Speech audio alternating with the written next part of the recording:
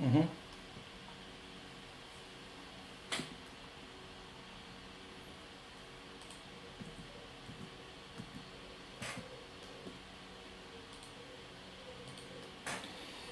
Okay, so welcome everyone. We are now online, we're live finally, despite many technical difficulties. And throughout all the days of the conference, throughout the weekend, we will have this studio meetings when I will talk more about the program and all the attractions that we've prepared for you. But right now we're way over time on this. So let's get to the point and let's allow Dr. Richard Knapek from the University of Silesia to welcome us, and then we'll go to our first guest, Mattia Ilas. Thank you. So, Dr. Knapek.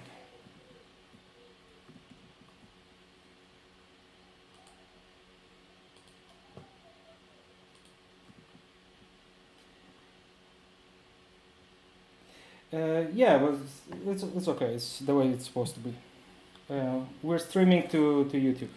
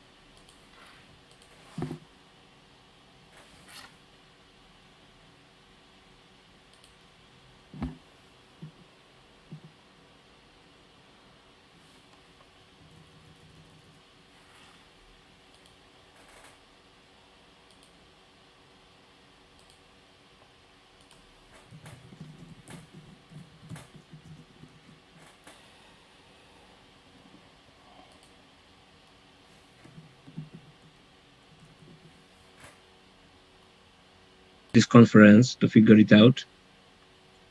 So, few last words will be most important. I'd like to assure you, in this horrible world, there are heroes. I am really impressed with the work they done in organizing this conference. Ladies and gentlemen, they put their hearts and other parts of their flesh to make this meeting a great opportunity for developing research in culture, in philosophy, and other disciplines. So now, prepare your mouses, prepare your touchpads, find this little button called reaction, and put as much hearts, likes, and everything else, which is virtual bravo for the organizers of this great conference. Thank you, and have a great few days of horror in metaphysics. Thank you very much. Okay, thank you very much as well. And enjoy your weekend. We hope you can join us again as a viewer. Okay, so I think we can get to the point, Mattia. Mateusz, you are mute. Sorry, it's already been a long day, and I'm not. It's just beginning. Yeah, it is. It is. The conference beginning, but we've had technical difficulties for like 3 hours or so, and it's taken a toll on me. So, not to drag on, let's start with introducing you. Am I pronouncing your name right? Matija Jelacha? Yes, yes, Okay, great. So you're from Croatia, yes. and today you will tell us about some exciting perspectives on Cthulhu and the title is On the Horror of Knowledge, H.P. Lovecraft and Speculative Realism. Yes, yes. Okay, great. The next talk will be on structural realism. It might intersect in an interesting way. We'll see. And of course, after you and the other guests have your own discussion, we will welcome St. Joshi. So attractions are coming in heaps. Yes. Okay, the floor is yours. Yes. Thank you. If the sound is too weak or if it's too strong, please do tell me about it. I will. I can never speak if I have all of you on my screen. So I always minimize, and I won't be able to see you. If you do anything, I won't be able to see you. But please speak up if anything is wrong. I will definitely remind you when you're near the time limit. Yes. I've typed my. Yes. Hello. Hi, how are you? Hi, thank you. I've timed my presentation, so I'll begin. So first of all, of course, let me just see. Yes. First of all, I have to thank the organizers for inviting me to this truly unique event, and for giving me the privilege to open this event. As I said, this is truly a unique event. At least I have never heard of anything like it, primarily because it has dual nature. On the one hand, it is an academic conference, a philosophy conference, a pop culture conference. But on the other, it is also a fan convention, a convention of Lovecraft's fans. And I think that this dual nature of this conference fits Lovecraft's work perfectly. For, as we all know, Lovecraft's work has the longest time existed primarily or almost exclusively in the realm of popular culture. And it's only in the last couple of decades that he has been gaining more and more traction in the academic world, in the philosophy world in particular as well. In this talk, I will in fact focus precisely on the significance that Lovecraft's work has had for a group of philosophers originally gathered under the name of Speculative Realism some 15 years ago. Before I begin, I have to confess two things. First of all, that I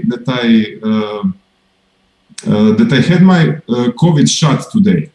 So if I begin to speak in tongues, it's not because the great old ones have taken my body, have overtaken my body or something like that, but it's merely due to the COVID vaccine.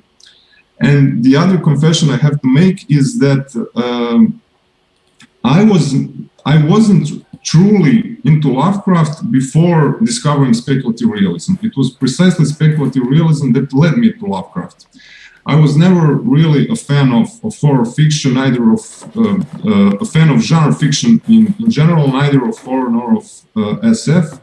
But again, because of speculative realism, I really started to appreciate Lovecraft's work. But Lovecraft truly is a unique case, for he can be read both as a fiction writer and as a philosopher. It could even be argued that Lovecraft is one of the best writers among philosophers and one of the best philosophers amongst writers.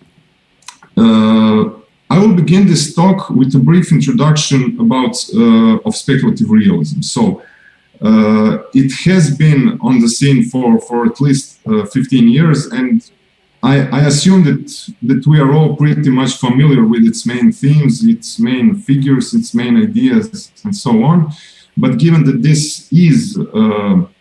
this conference is geared in part towards non-academic audiences, and that we do come from different backgrounds, I think a general introduction to speculative realism is warranted.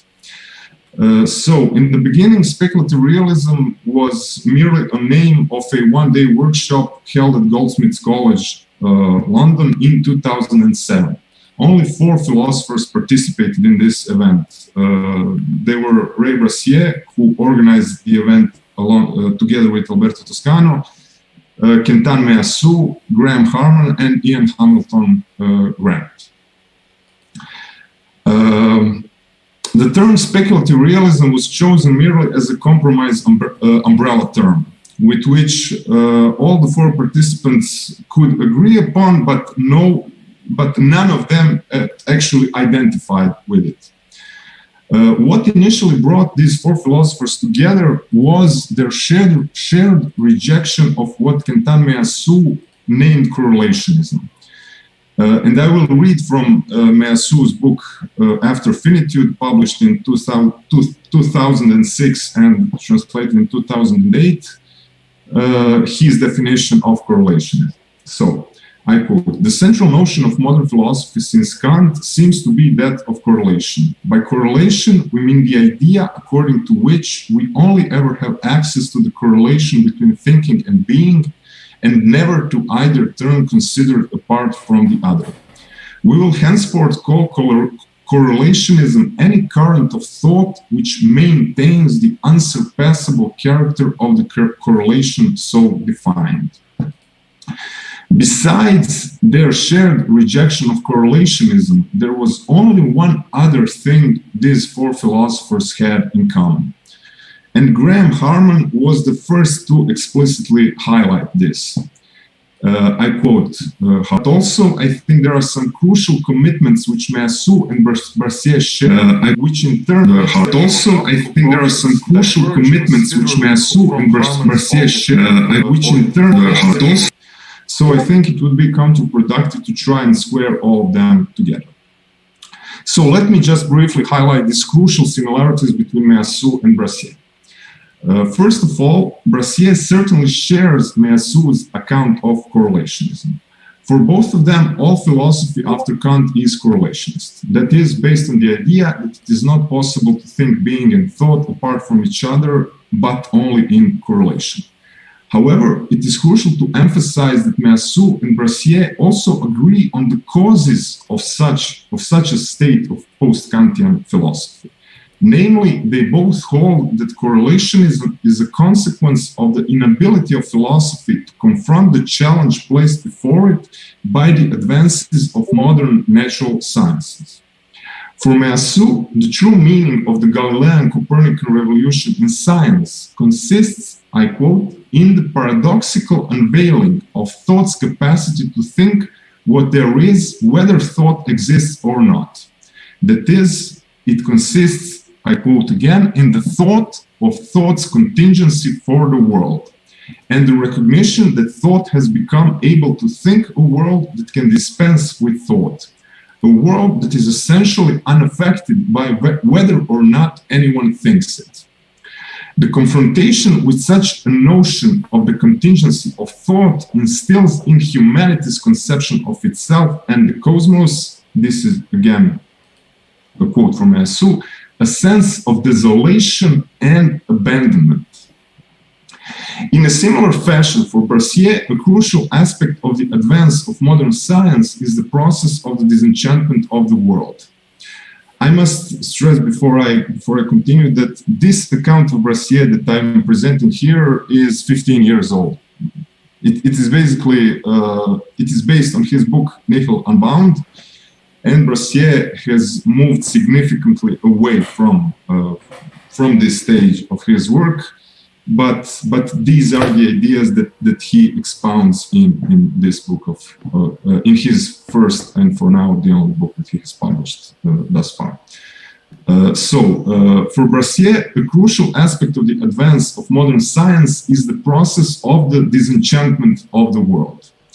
From the Copernican revolution in astronomy and Darwin's theory of evolution by natural selection in biology, all the way to contemporary discoveries in the realm of cognitive neuroscience, each significant advance in modern sciences brought into question certain essential notions of humanity's common sense conception of the world and of its position in it.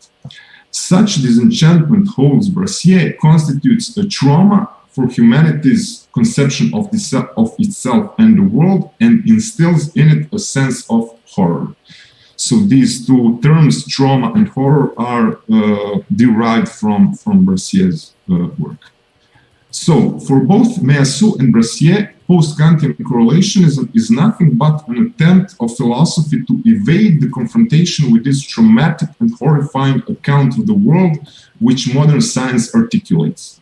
A world independent from and indifferent to human thought and existence. Accordingly, for both Meillassoux and Brassier, the critique of correlationism and the affirmation of thought's ability to think the world as independent from and indifferent to human thought is the main task of contemporary philosophy. Of course, where Meillassoux and Brassier differ is in their respective accounts of how to achieve this formidable task. But there is one last thing that their projects have in common, even in this respect. Namely, they both find crucial conceptual resources to articulate their respective accounts of an escape from the correlationist circle in insights provided by the natural sciences. In Meillassoux' argumentation, the pride of place belongs to ancestral statements, which are geological statements about a time before the advent of life and thought on Earth. Brassier, on the other hand, devises the resources of physics in order to articulate the concept of extinction, which indexes a future point in time after the very possibility of thought, life, and embodiment itself. For anyone even remotely familiar with Lovecraft, even this brief and rough sketch of Meillassoux' and Brassier's ideas should suffice to see the many important convergences between them and Lovecraft's worldview and his weird fiction. But let me make these similarities explicit. I'll first focus briefly on Lovecraft in order to highlight some important aspects of his work that will be crucial for my later comparison. The most fundamental principle of Lovecraft's work and thought in general, both of his philosophy and of his fiction, is expressed by the famous opening words of his essay Supernatural Horror in Literature. I quote, "The oldest and strongest emotion of mankind is fear, and the oldest and strongest kind of fear is fear of the unknown." Everything else in Lovecraft follows from this simple principle. In fact, it could be argued that all other Lovecraft's articulations, both of his conception of weird fiction or simply the weird, are nothing but more elaborate versions of this same thought. For instance, in Notes on Writing Weird Fiction, Lovecraft states the following, I quote, "I wanted to achieve momentarily the illusion of some strange suspension or violation of the galling limitations of time, space, and natural law, which forever imprison us and frustrate our curiosity about the infinite cosmic spaces beyond the radius of our sight and analysis.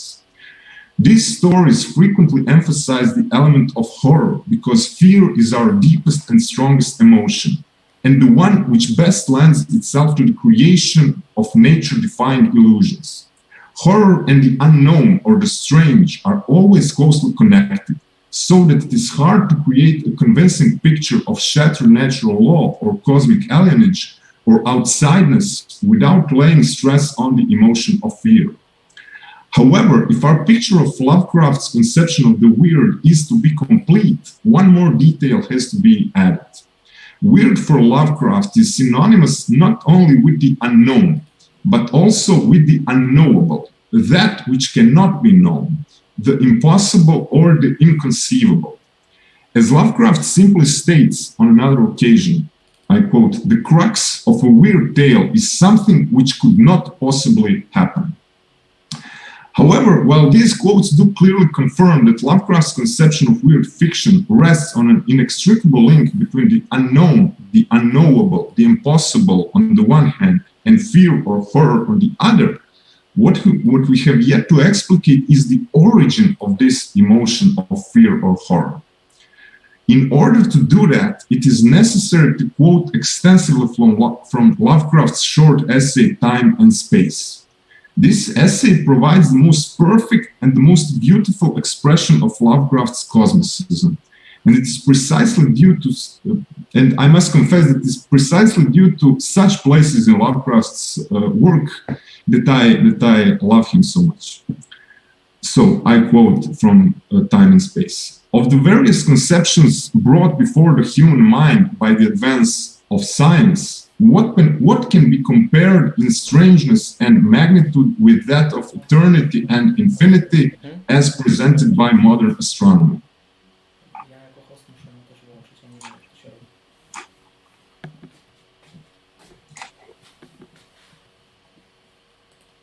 Can I continue, or is there some problems? Yes, please go on.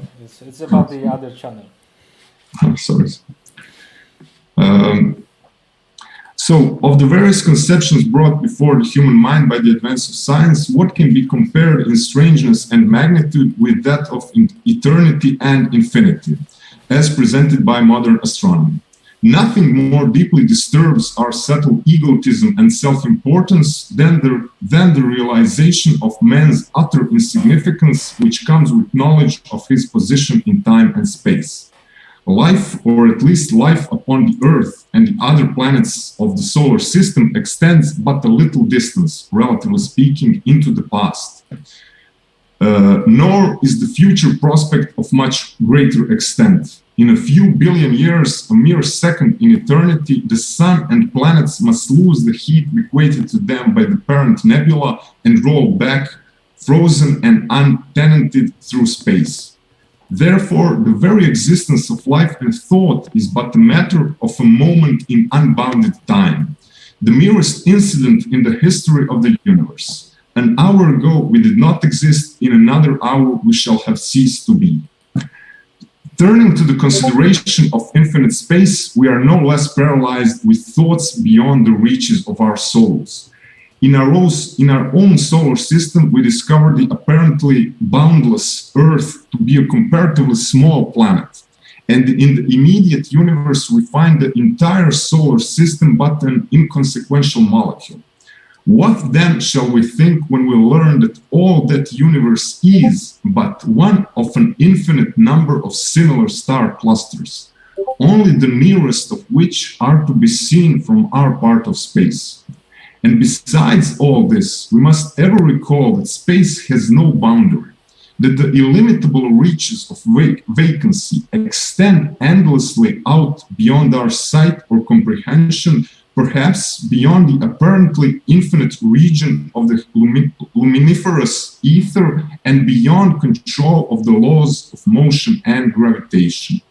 What mind can venture to depict these remote realms where form, dimensions, matter, and energy may all be subject to undreamt of modification and grotesque manifestations? All that we know, see, dream, or imagine is less than a grain of dust in infinity. What this quote reveals is that for Lovecraft, cosmic horror is actually a consequence of the scientific knowledge about the nature of time and space. As I said earlier, so again, I quote from Lovecraft, "Nothing more deeply disturbs our settled egotism and self-importance than the realization of man's utter insignificance, which comes with knowledge of his position in time and space." Furthermore, Lovecraft claims that when confronted with these thoughts beyond the reaches of our souls, we are paralyzed by fear. Paralyzing fear is therefore for Lovecraft the only appropriate reaction to humanity's awareness of its utter insignificance in relation to the infinity of time and space. What needs to be emphasized here is that there is clearly a paradox at the heart of Lovecraft's conception.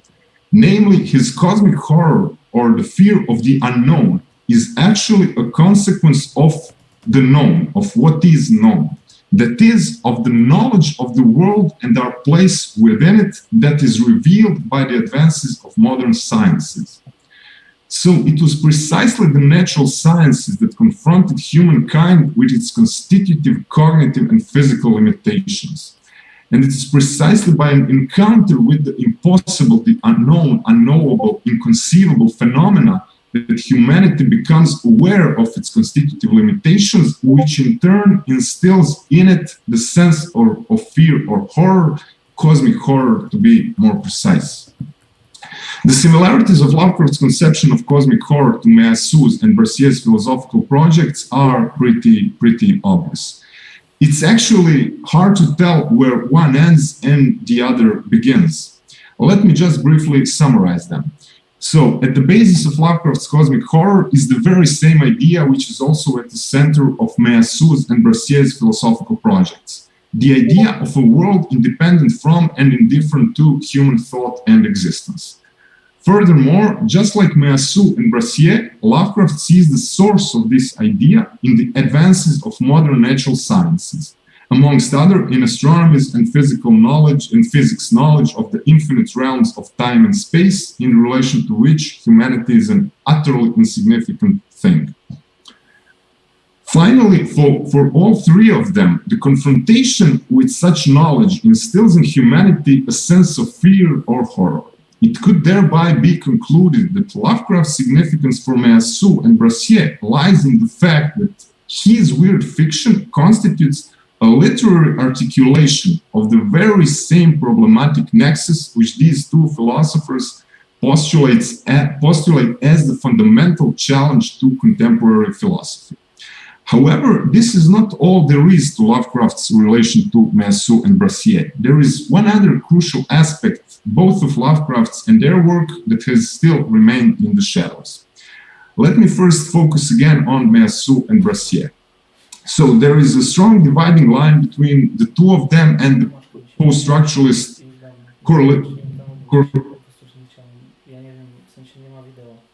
correlationist thought on the one hand and Graham Harman's thought on the other.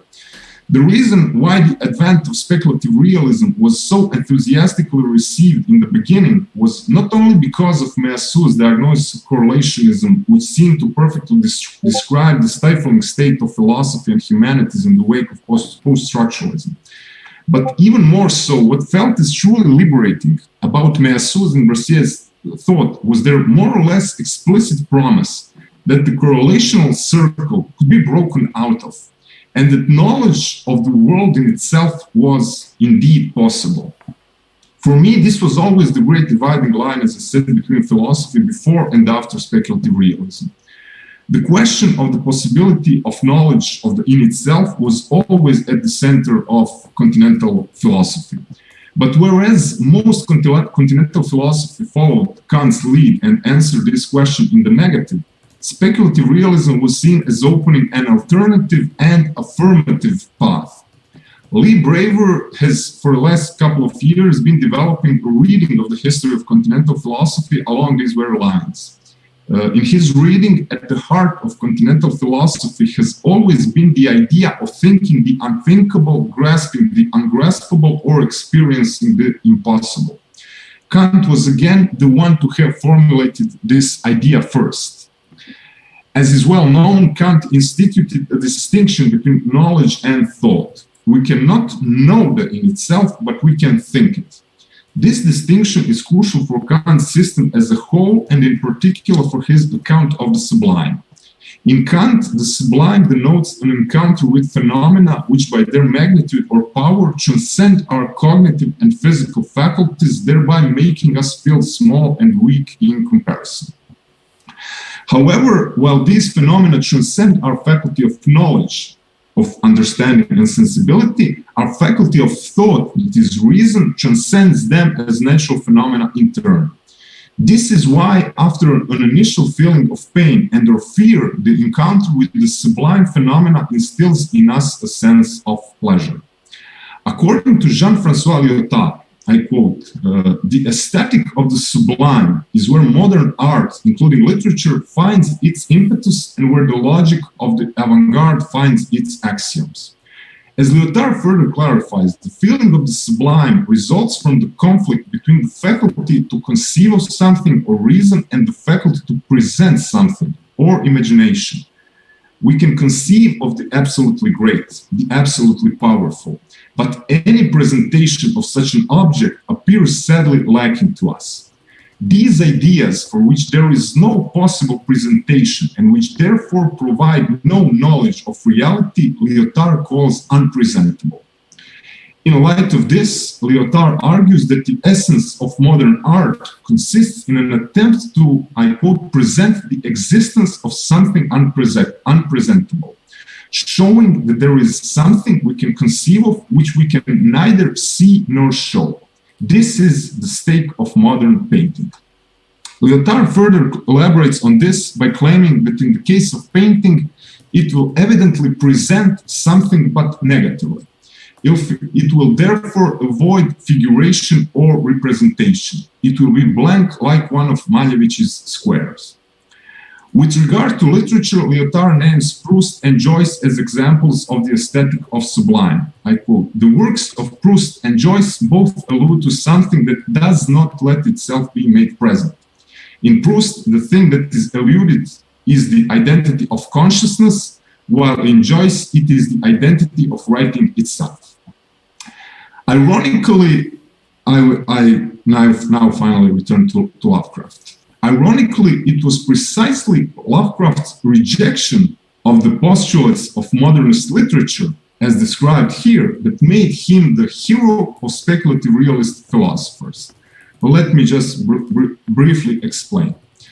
Justin Meillassoux and Brassier believe, contra correlationism, that philosophy can in fact provide an account of the world in itself. So Lovecraft believed, contra the greats of modernist literature, that the art of literature can in fact provide a literary articulation of the horrifying encounter with impossible phenomena. In fact, it could be argued that Lovecraft maintained that the primary task of literature and the arts in general was precisely to assuage our frustration with our cognitive limitations and satisfy our curiosity with what lies beyond or the unknown. The best expression of this view is found in a letter to his friend Frank Belknap Long. A great part of religion is I quote from this letter, a great part of religion is merely a childish and diluted pseudo-gratification of this perpetual knowing toward the ultimate illimitable void. Superadded to this simple curiosity is the galling sense of the intolerable restraint which all sensitive people feel as they survey their natural limitations in time and space, is scaled against the freedom and expansions and comprehensions and adventurous expectancies which the mind can formulate as abstract conceptions. Only a perfect clod can fail to discern these irritant feelings in the greater part of mankind, feelings so potent and imperious that, if denied symbolic outlets in aesthetics or religious fakery, they produce actual hallucinations of the supernatural and drive half-responsible minds to the concoctions of the most absurd hoaxes and the perpetuation of the most absurd specific myth types. Let me end this talk with one last quote from Lovecraft, one which actually perfectly encapsulates everything I've been speaking about. In fact, my talk would have been much better, much more beautiful and precise, and needless to say, shorter, if I had simply decided to just read this quote. It is, of course, the opening paragraph of the Call of Cthulhu. The most merciful thing in the world, I think, is the inability of the human mind to correlate all its contents. We live on a placid island of ignorance in the midst of black seas of infinity, and it was not meant that we should voyage far. The sciences, each straining in its own direction, have hit hereto harmless little. But someday the piecing together of dissociated knowledge will open up such terrifying vistas of reality and of our frightful position therein, that we shall either go mad from the revelation or flee from the deadly light into the peace and safety of a new dark age. Thank you. Thank you very much. Thank you very much. A great presentation. A lot of information though, so I think some explanations will be in order during the discussion, especially for the fans and not the philosophers. Yes.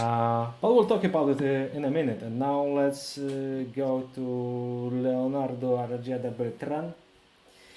Perfect. You're from Chile, right? But you're Yeah. also a representative of the University of Groningen. Yeah, I'm here in the Netherlands right now, yeah. Okay, great. So you're going to tell us about ontic-structural realism in the works of Lovecraft. And Yeah. In fact, it's a pretty good thing having this Matija excellent presentation before me, because it's the same line of thought, I think. So yeah, I think it's going to be a very interesting discussion at the end of my talk, I hope. Okay, I have a feeling I leave the discussion to you too, because... Yeah. Okay, so you may start if you're ready. Perfect.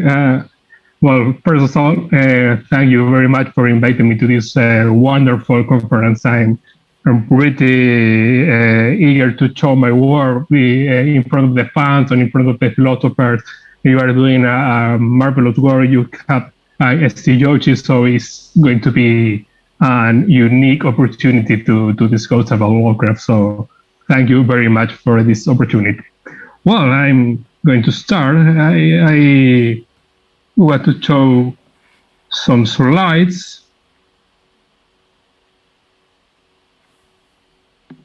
Perfect. Well, ontic-structural realism in the work of H.P. Lovecraft. Well, I think it's appropriate to begin this talk with justifying, however briefly, the use or abuse that I am going to make of the H.P. Lovecraft literature to illustrate this philosophical speculation in the following slides. That is so, for it would seem that philosophy has this habit to visiting other disciplines and intruding on them as a not always a welcome guest. This justification becomes even more necessary if we aspire to deal with one of the most significant philosophical questions, namely the answer to the ontological what exists. So, as Matija said, the recurrence of philosophy to literature has its antecedents in the exaltation of Hölderlin and Bataille by German and French philosophy in the 20th century. This is affirmed by the philosopher Fabián Ludueña in his book H.P. Lovecraft, de la disyunción en el ser, is sadly only in Spanish. Ludueña considered that in the present age, Lovecraft is the author best suited to identify the horizon against which all current philosophizing must measure itself to aspire to remain in the existence of thinking. Also, the philosopher Graham Harman, also mentioned by Matija, points out that Lovecraft will be the raw material in the analysis of his speculative philosophy. This is exaltation of a work that is often considered as a pulp. So, in Harman's great realist Lovecraft philosophy, we can find an illustration of his object-oriented philosophy, object-oriented ontology philosophy through the H.P. literature. That said, let us see what aspect of Lovecraft literature allow us, and Ludueña and Graham Harman mostly, to consider Lovecraft the Hölderlin of our times. Cosmic horror and the greatest fear. In his essay Supernatural Horror in Literature, Lovecraft states that the fear of the unknown is the older than the strongest emotion. Yeah, we can agree on that. So, Therefore, a good fantasy writing must appeal to produce this strangeness and this surprise in the reader, triggering the fear of the unknown. That is why in horror literature it's common to alter the common routines. So you got monsters, you got murder, you got some things that is outside your common routine. However, this form of surprise is basic because the entity that produces fear is easily identifiable. If I see a monster, that monster is what is frightening me. If I see a murderer, is that murderer what is frightening me? Lovecraft aims to do something more complex. He expects to provoke fear, but in a sense of strangeness based on an overflow of the perceptual capacities of his characters, and of us, or of the readers too. In Lovecraft's literature, it's common to find situations in where the character perceives that something is frightening them, but they cannot define what it is. What is frightening me? I cannot define what is frightening me. If we follow a Heideggerian categorization, the affective disposition involved here is not fear, but angst. Fear is always assignable to a given entity. So you can get in the picture that the swimmer is going to be to feel fear because he's seeing the shark, but angst is something different. Frighten us without identifying the source of this dread. You cannot find the entity that is provoking you this sensation of fear. So I postulate that the atmosphere of Lovecraft seeks to create is based on angst. Examples of this distressing situation will be the architecture with angles for more than 3 dimensions, or a clock that indicates a non-linear time. We can find such cases in the Lovecraft literature, specifically in the Dreams in the Witch House and in the wonderful Through the Gates of the Silver Key. I insist that our perception cannot respond to either of these two situations as we move in a 3-dimensional space and in a linear time. So, how does this literary style relate to ontology?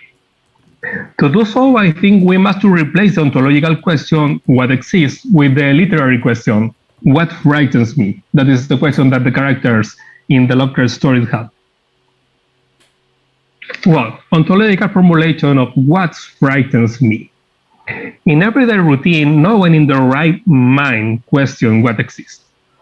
Since Kantian phenomenology, we human beings seem capable to perceiving the world through sensibility and understanding. As I stated in the previous point, a person who sees a shark approaching him should be feel fear, and that fear is oriented to, that fear will orient his perception towards the shark, identifying it as the source of that fright. The search of the origin of the frightening is successful. You can see is the shark. The shark is what is frightening me. There is no motivation then to ask what exists, because I always check what I perceive is what exists. Now, this situation explains relatively well those fears that are the most commonplace. However, the dread that Lovecraft wants to provoke is something much more elevated.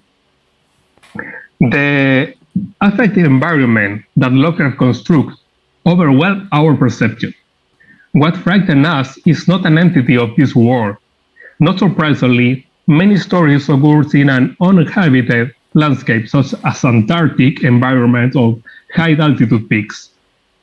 These places suggest the non-existence of the entity that frightens us. What is frightening me? There is nothing. How is possible that nothing is frightening me? In my view, Lovecraft guides us to think about the question of what exists. If we experience dread, then something must be provoked that dread. What entity is frightening me? Well, fright of something outside the human perceptual field. How is something outside the perceptual field in a story?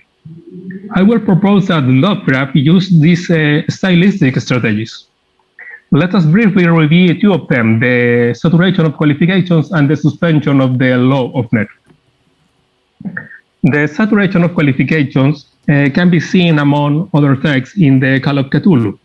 In this story, the character found a strange kind of statue, indecipherable object. In this case, the human perceptions try to unsuccessfully to form a correspondence between the observer and some predicate that can determine the observer. So, I read Lovecraft. It seemed to be a sort of a monster or a symbol representing a monster, or a formula which only a deceased fancy could conceive. If I say that my somewhat extravagant imagination yields simultaneous picture of an octopus, a dragon, a human caricature, I shall not be unfaithful to the spirit of the thing. A pulpy tentacled head surmounting a grotesque and scaly body with rudimentary wings. But it was the general outline of the whole which made me most shockingly frightful. Behind the figure was a vague suggestion of a secret plan architectural background. Well, you can see that there is no appropriate adjective for the statue, for the thing. So multiple qualifications attempt to describe without success. This produced a sense of inferiority. I am not capable of describing the thing. In Lovecraft stories, it becomes clear that human perception is incapable of accounting these such entities that is frighten us. For its part, the suspension of the law of nature calls into question our four-dimensional extension. Lovecraft tries to show his character inhabiting the three spatial dimensions and a linear temporal dimension is not necessarily the reflection of the totality of the reality. It's just a shadow of the total of the reality. So, how can we surpass this human perceptual field?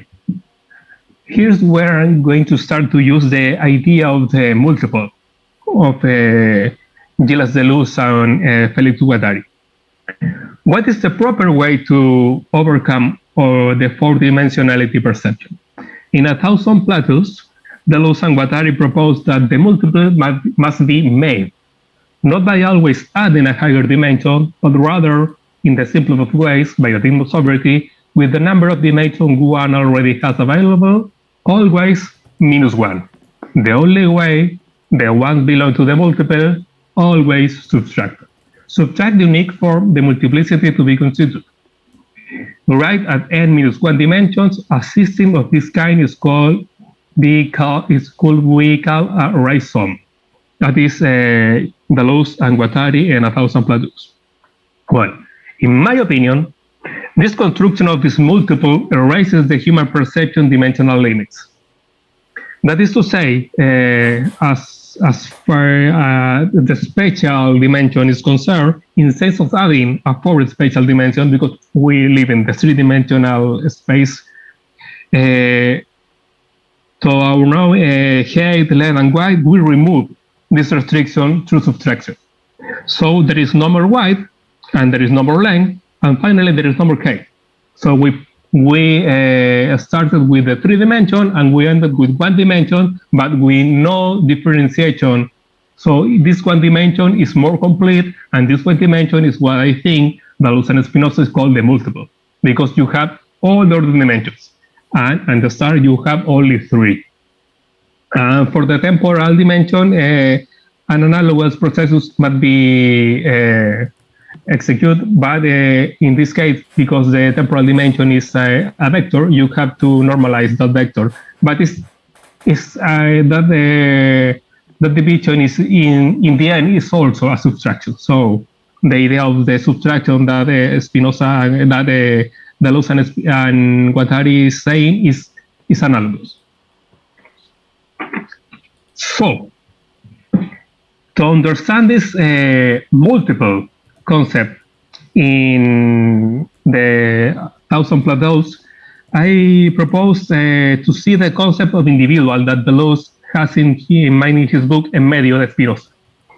So, Deleuze says, the individual is the relationships. It seems to me that it's perhaps one of the first times in the history of the individual that an attempt to think the relationships in its pure states is going to be outlined. What does the relationships mean in its pure state? It is possible in a certain way to think the relationship independently of these terms.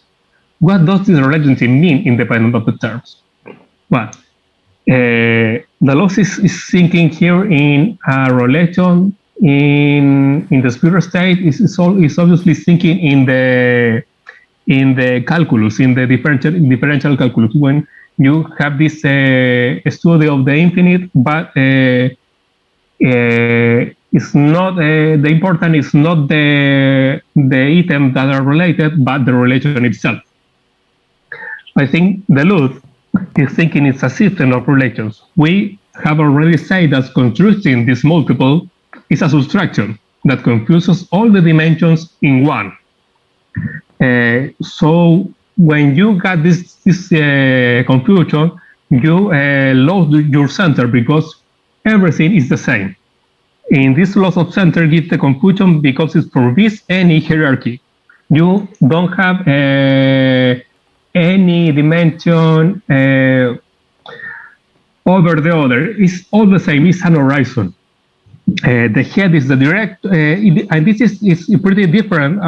We can usually think using the notion of individual, because we can distinguish normally this idea of individual with organs and with functions. We can see we humans have a head, but it's is in the function of the director, and we have also a series of structures that fulfill a specific function. We have lungs intrinsically designed to breathe. We have a stomach intrinsically designed to digest, and so on. By contrast, Deleuze and Guattari, in this manifold, there is no hierarchy. So the individual is the relationship, and the components of this relationship can occupy any position, and according to that position, they determine one individuality or another. So the characteristics are only extrinsical. This is easy to figure out if we think in numbers. For example, in the number 3 is less than the number 4, but the same number 3 is greater than the number 2. So I mean that, unlike the organ, like the lung, intrinsically designed to respiration, the number 3 does not intrinsically have the quality to be being greater than or lesser than another number. It's only in the relation when these characteristics appear. Now, if the individual is the relationship, what are the components of this relationship? For Spinoza, each individual has an infinity of extensive parts, and Spinoza called this the simple bodies. And these simple bodies have two characteristics. They are collective, they are an infinitude, and they have only extrinsic properties. They have anything intrinsically. It's only extrinsically. Only after the relation, they got his characteristics. So, concerning collectivity, we have that an individual is an infinite collection of simple bodies in a specific structure. Since this relationship is not hierarchical, simple bodies could be related in any other structure.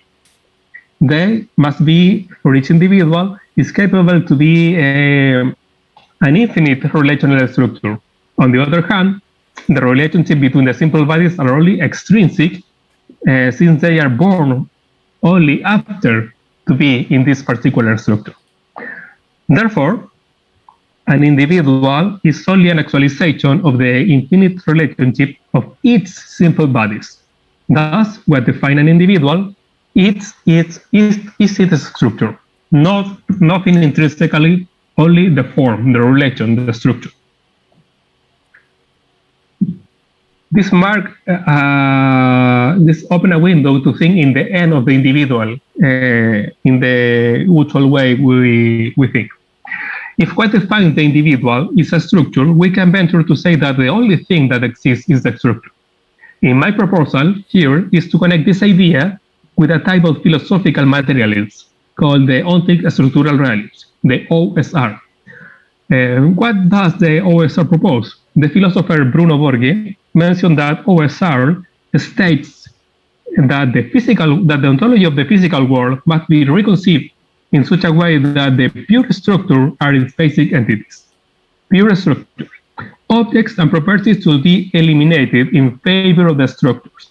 However, it advocates that claim that such a pure structure must be capable of accounting for the physical reality. So, the OSRs propose to forget the notion of the individual and to remain with the structure alone. Let us suppose this idea is correct. If all can I know is a structure, we must ask a structure of what? Because we need something that has no intrinsic qualities, only extrinsic. So Spinoza had proposed that it's a structure of simple bodies, but that is an idea. What entities in real life can form this non-hierarchical relationship of simple abstract bodies? Well, the cosmologist Max Tegmark defines a mathematical structure as a set of abstract entities with relationships between them. Any other type of structure will be composed of non-abstract entities, so they cannot be simple bodies. Therefore, what I'm proposing here is that the Luz and Guattari's multiple can be think as a mathematical structure. In 1,000 Plateaus, they escape from the word structure because they are afraid of it can be confused with a hierarchy. Where there is a hierarchy, we have intrinsic characteristics, and we have organs, and we have this body with organs, usual notion of the individual. However, a mathematical structure, by definition, is not hierarchical. Is commonly known in mathematical as a graph. Well, it's now appropriate return to the question that Dagon solved. What frightens me? Lovecraft characters' angst have no explication into the human perception. That dread is something infinitely multidimensional, is outside our perception. So to understand that infinity, we, or the characters, or we, the readers, must abandon the idea of the individual and attend to the structure, to the idea of the multiple. So what's frightening me is a particular structure. And in this structure, and as I said before, is a structure in a mathematical idea of the composition of a structure. So we are part of the same structure that is frightening me, because all in this way of ontological structural realism is a mathematical structure. We are a mathematical structure. What frightens me is a mathematical structure. My three-dimensional way of view the space is a mathematical structure, but also everything else is a mathematical structure too. So what frightens me is a part of the simple bodies of this mathematical structure that I'm also part. So it's an actualization of what I can call an individual, only in a different arrangement. That is why an adage of the Migo monk says to create fear, hold up a mirror, because what is fear is what is frightening me is also myself, but in a different actualization.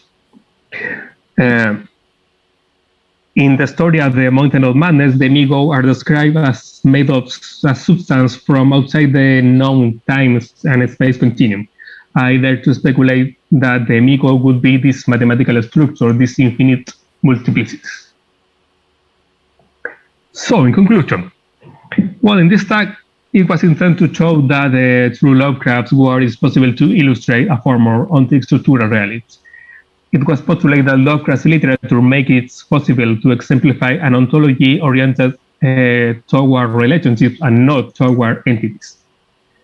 Furthermore, since it's a form of OSR, the entities are defined by the relationships only having extrinsic characteristics.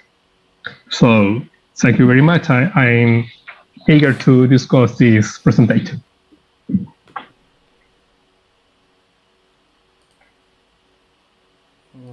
Thank you, Leonardo. It was very interesting. And I think that before I start with my own questions or ones from the audience, you have the opportunity to ask one another about your presentations. So, do you have any questions for your compatriots? Yeah, can I start? Yes, of course. Matei, thank you for your presentation. I think we can perfectly complement these two talks.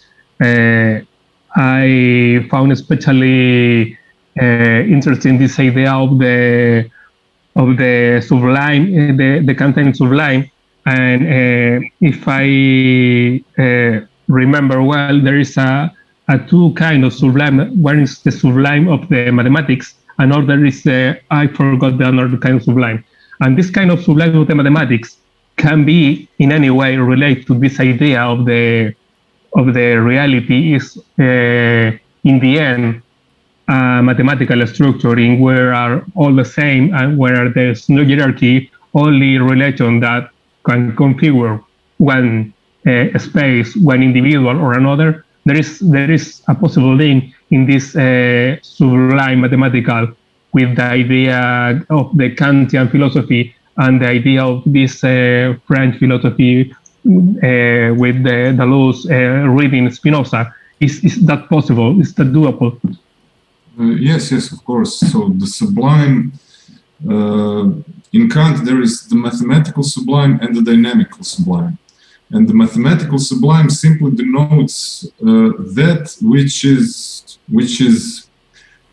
in spatial terms too big for our imagination to comprehend all at once. So when you're at the bottom of a mountain, you look up and you simply cannot comprehend the entirety of the mountain in one comprehension. You cannot form a single intuition of it all. And for these cases, Kant uses the term mathematical sublime. And the dynamical sublime is he uses in the case when there is some force that is so intense, so strong that it overwhelms the viewer. So when you're standing on the shore and there is on the shore of the sea and there is a great storm in the distance and you witness it and you simply feel this sense of the dynamical sublime because you are frightened of its power, of its force. And the relation between the sublime and French philosophy, they're basically one and the same. if you want to know my thought, because it seems pretty obvious that the analytic continental split in philosophy basically comes from it could be argued that this split between continental and analytic philosophy originates all the way back to the split between Kant's first critique and his third critique. And his third critique, the main notion of his third critique is, of course, the notion of the sublime. And but as I said, Lyotard claims that modernist art is a response to precisely the problem of the sublime and so on. But for me, it seems that the idea of the sublime captures something of the way in which continental philosophy functions as a whole. As I mentioned in my presentation, there is Lee Braver develops this line of thought, this reading of the history of continental philosophy, where the entirety of continental philosophy basically grapples with this question of thinking the unthinkable, of grasping the ungraspable, and so on and so on. And this is pretty much the Kantian problematic. On the one hand, it is the problematic of the first critique, and on the other, it is the problematic of the sublime. But I want to just add one more thing about the sublime with regards to Lovecraft. because I'm very glad that that you mentioned it, because I didn't want to get into that problem during my presentation, because then it would be too long. But there is a great discussion to be had whether Lovecraft's cosmic horror can be construed as an example of the Kantian sublime, because one obvious answer would be that it can be construed in such a way, because just as Kant's sublime denotes all these encounters with those phenomena that transcend our cognitive and our imaginative abilities, this is precisely what Lovecraft stages such encounters in his fiction. But on the other hand, there is also the case to be made, as some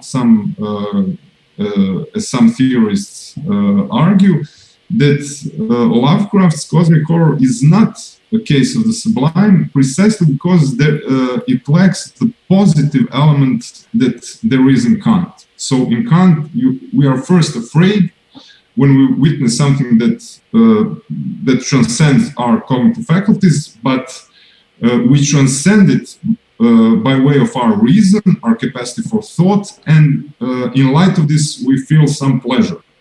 In Lovecraft, this positive aspect is completely missing. But I nonetheless think that this idea of the sublime, it was made popular, and it was placed at the center of philosophy, of continental philosophy in particular, by Kant. But it is an age-old idea. It is an idea that dates back all the way to ancient Greece, and it just gets reformulated in different manners. And I think that Lovecraft's work definitely presents one new articulation of this age-old idea.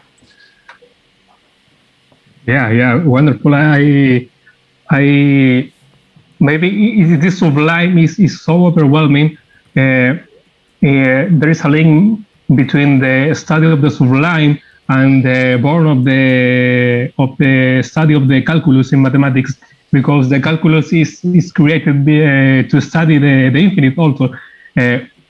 How you can study the infinite if you can grasp the infinite? So Newton made the calculus, and in the dream of the witch house, the character is studying a way of calculus, a way of a supernatural calculus. It's not the same calculus that we have. It's a calculus that Lovecraft made up for the story.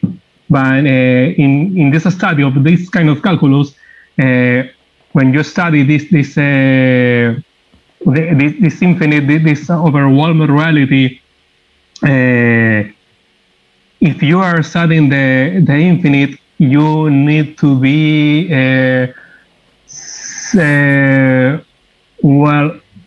the grasping of the infinite is made by dividing the whole by zero. You can divide nothing by zero, but the most close to zero, the concept of the limit in the mathematical way.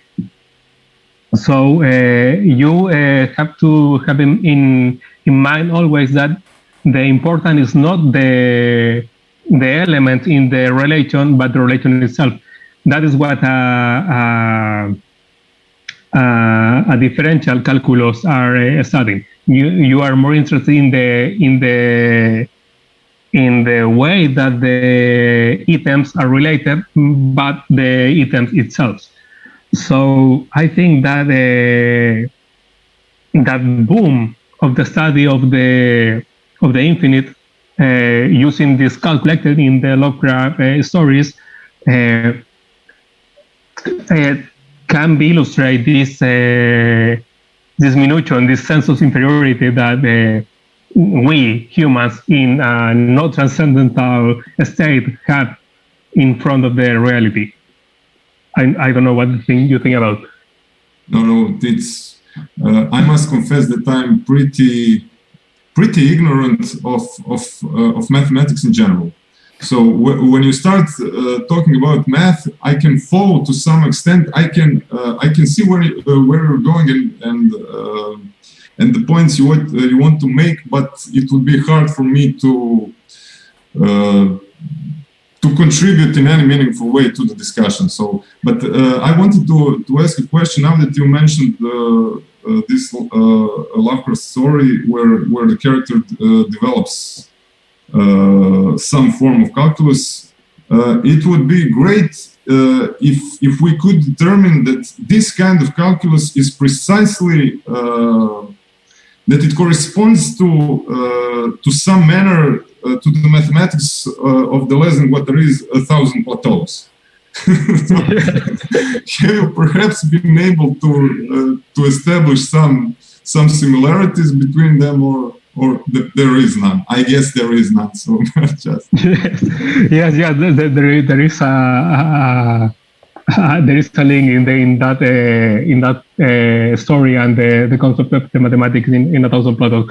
Yeah. I think in that particular story, Lovecraft chose a sense of confidence in the progress of the mathematics and, of course, in the calculus mostly. But he seems to be positive to the mathematical, to the calculus way of understanding the world, but the laws and Guattari are pretty much convinced that the mathematical is the way of the knowing the world. I think that the Lovecraft is more prudent in that sense. I have also another question. When you talk about this concept of legion, I also found out that the concept of legion is pretty useful in this way of the simple bodies that Spinoza had, because this legion is an infinitude, is a multitude, is the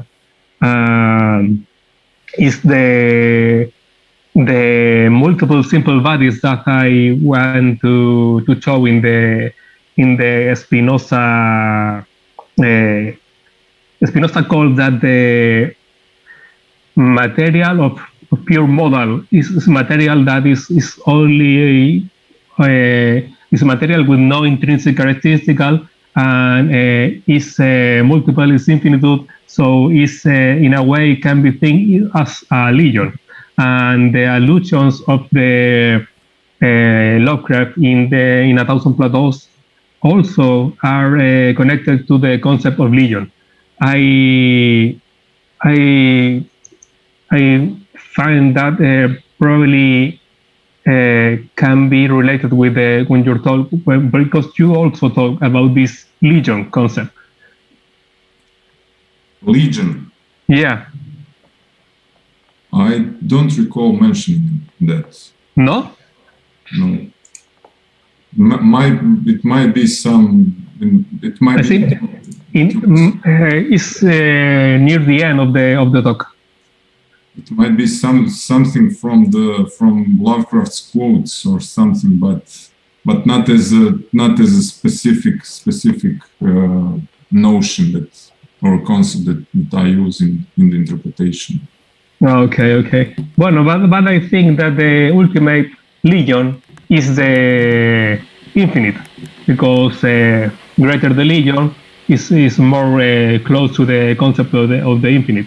I think we can agree on that. Yes.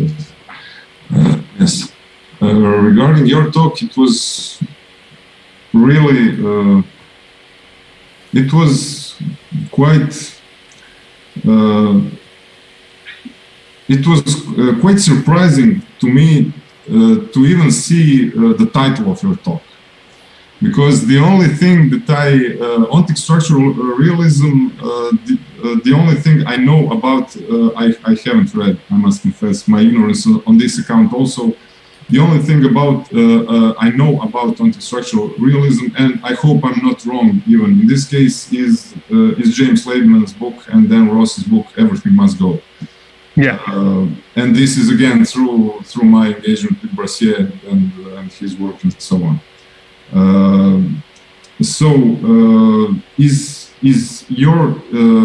Are your ideas, is your reading of Lovecraft related to, can it be related to this book, also to Laidman's ideas? Is this all a part of ontic structural realism, or? Yeah. It's all part of the same. I can read these Lovecraft stories, having in mind the Harman background in weird philosophy, but Harman is against this way of extreme materialism, because this extreme materialism, when you can say the only a structure exists and the only way that made that structure abstract an abstract relation is in the concept of the mathematical universe. Harman is against that because he is defending his object-oriented ontology, so he claims that the objects really exist. But in this way, I think the rhythm of Lovecraft are more complementary than what Harman is saying with the ontological structural realism, because you can do this operation of subtraction, and you can use this -1. So I'm going to see the world as a Kantian transcendental subject. -1, there is no more subject, there is only objects, and -1, there is no objects, there is only relations. So I think in the final step, you get to the same place. Your final goal is to not limit yourself as putting you in the place of the subject, as putting you in the place of the object. In the idea of Harman, what I think Harman claims is more useful, not to see in the subject, but to see in the object, because the object is less biases in order to see the reality. But why to stop there? You can continue this subtraction and eliminate the object, and you can get to the ontic structural realism, where there is no subjects, no entities, there is no objects, and there is only relations. I think it's the same goal. It's the structures all the way down, as this. Yeah. It's the structure, not in the way that you can see there is a structure in the way of a body with organs. It is a structure in the way that everything is the same, and you can put the pieces in any place. And if you take one piece and put that piece in another place, you got another individuality. You can use only a set of the pieces. You can use all the pieces. It's only the structure, and all the structure is the same. It's a more horizontal way of thinking. There is nothing better than other. So I think it's a more new way of thinking the reality, only in the relationship. And surprisingly, we got this support of the Max Tegmark, who comes to the mathematics. He is a pretty famous cosmologist, and in his paper, The Mathematical Universe, he totally supports this idea of the world is only mathematics, nothing else. And mathematics, why? Because the mathematics are abstract, only for that. But what kind of mathematics or mathematical structures does the world consist of? From the little reading I've done of Ladyman's book, Everything Must Go, it seems to me, if I recall correctly, it was a long time ago, that information theory plays a great part in that book. Is it true? And could you please elaborate on this, if you recall that part? Yeah. What Tegmark says, that way of thinking the mathematical structures is finally appealing to the humans. And the primary hypothesis that there is a world that exists without we humans. The world not need to be think, but a subject to exist. Exists a world different than the humans. So that world can be described in terms that no human knowledge. So any information, any cultural background can contaminate that and make a world in the strict and limited way of thinking of the humans. So there is a mathematical concept that is called the graph. That is only an arrangement in what you have these abstract entities, and if there is a way of describe the universe in these graph terms, that graph must account to the totality of the universe. So you got an isomorphism. What are described is the same what you are describing. So you have a graph that describes the whole universe. The graph is the universe. And the graph, as I said before, is a non-hierarchical mathematical structure. And that is different of the other concept of this mathematical world. This is a mathematical universe, but universe not thinking of universe is a mathematical everything.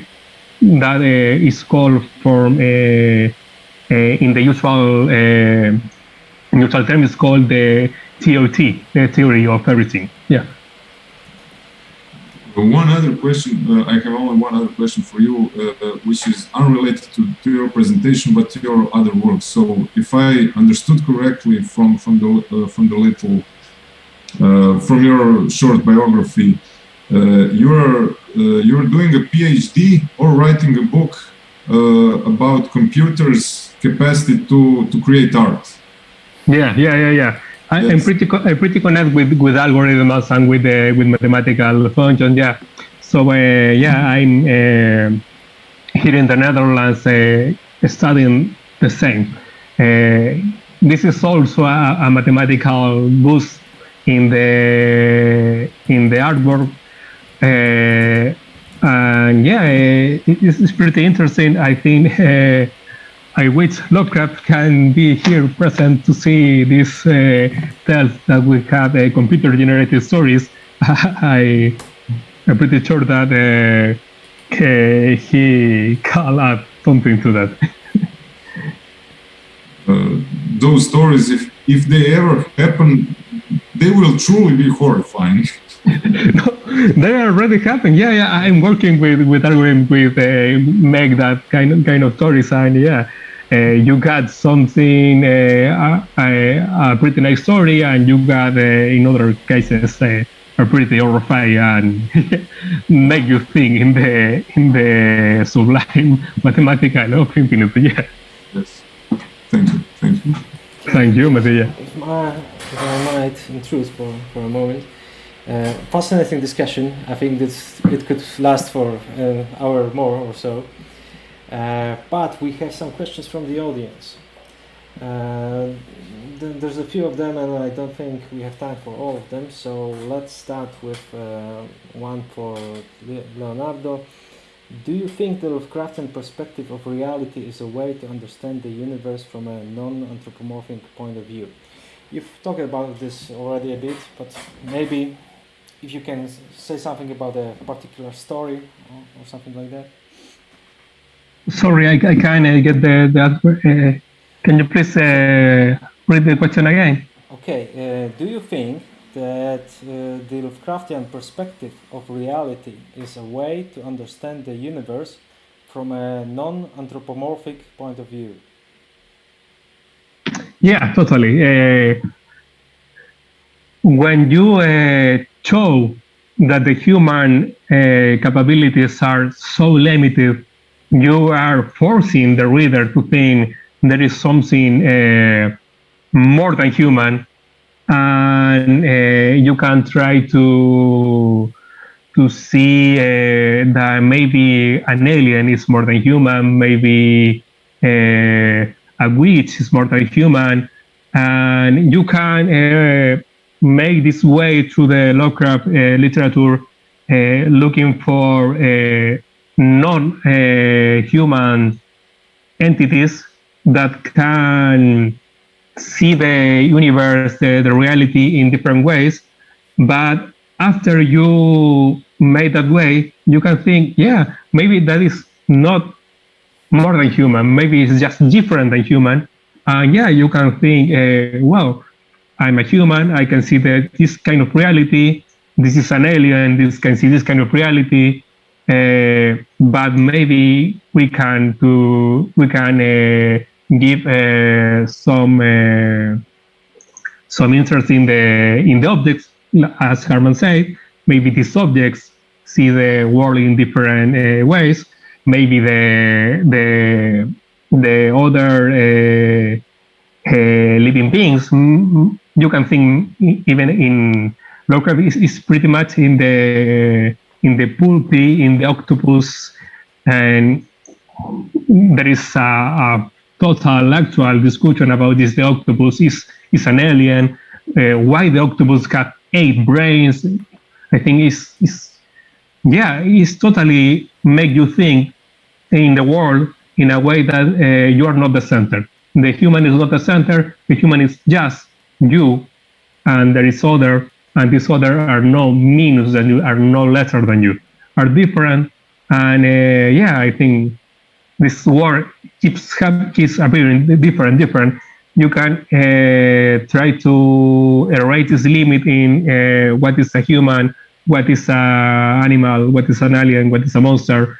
But all of that limits are human construct. There is no a real limit, I think, in the world of Lovecraft.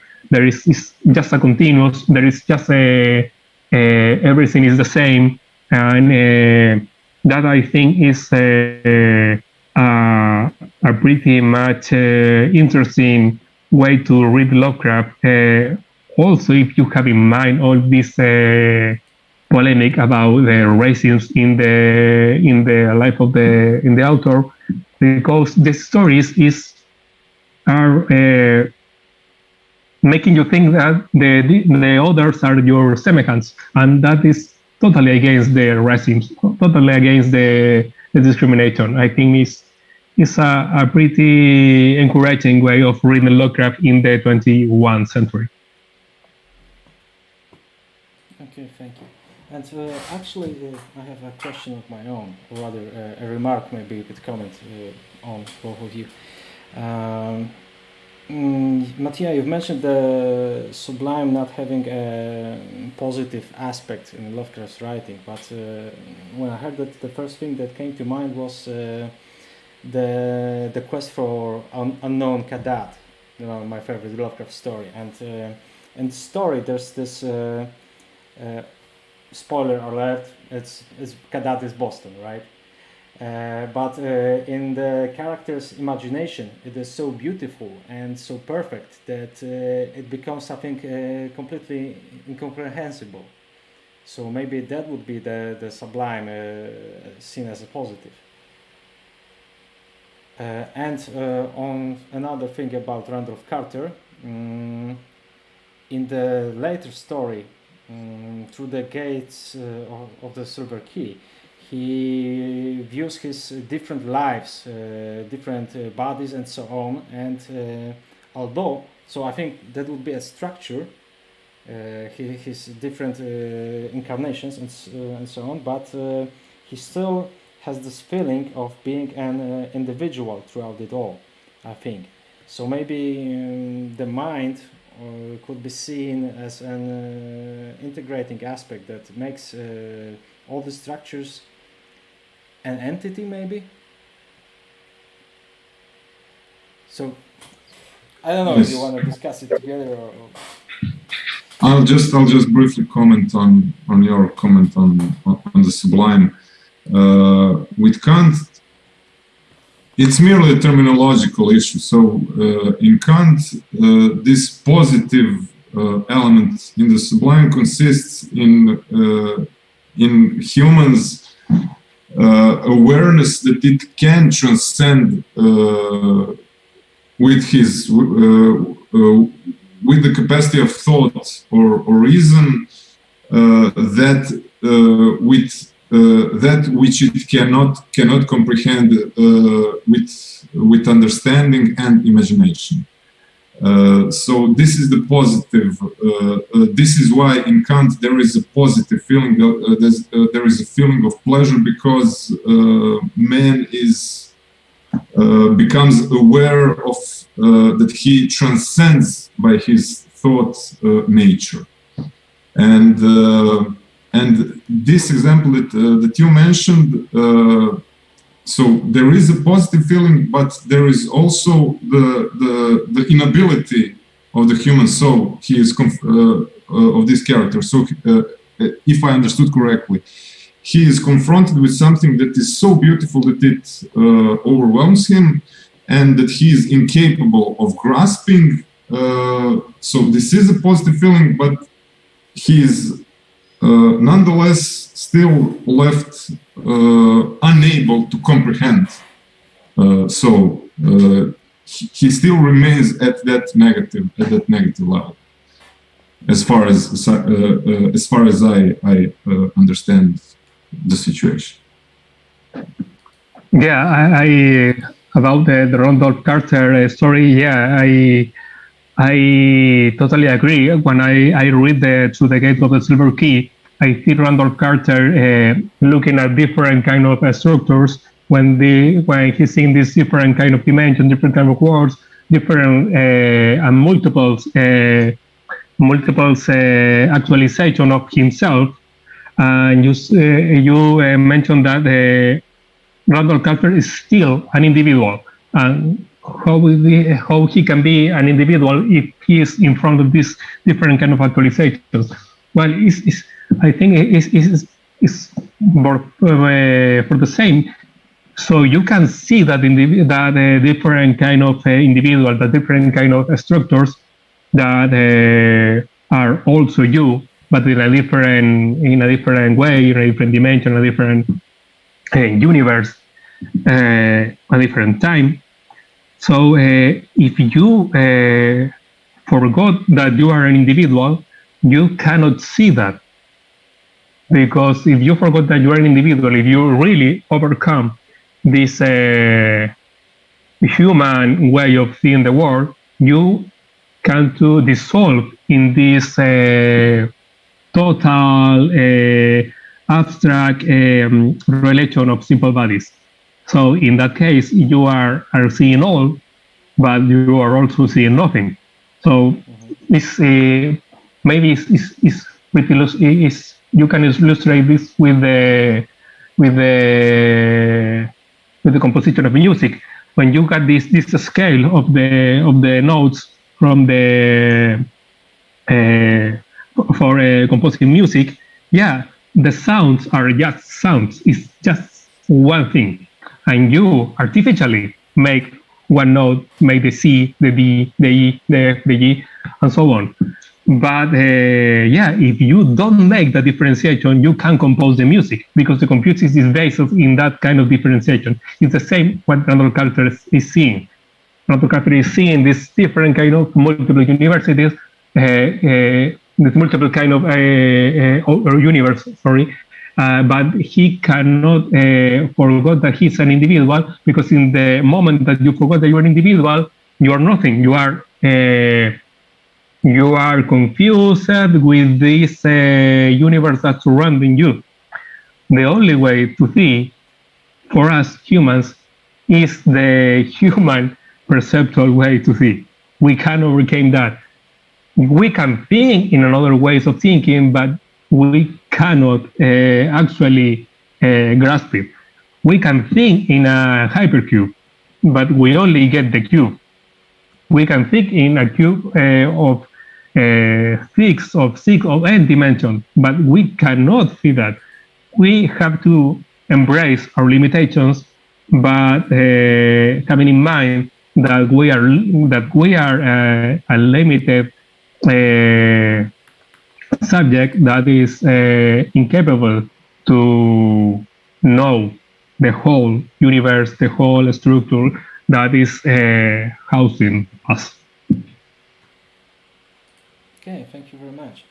I think that's all the time we have in this panel, but we will see you again after our talk with Joshi. Thank you very much for your fascinating presentations, and we'll talk again later. Thank you. Just one question: Yeah. we can now disconnect and connect later, or Yeah, how? if that's your preference, it's completely okay. Yes. Okay. Perfect. Thank you. See you later. Bye. See you later.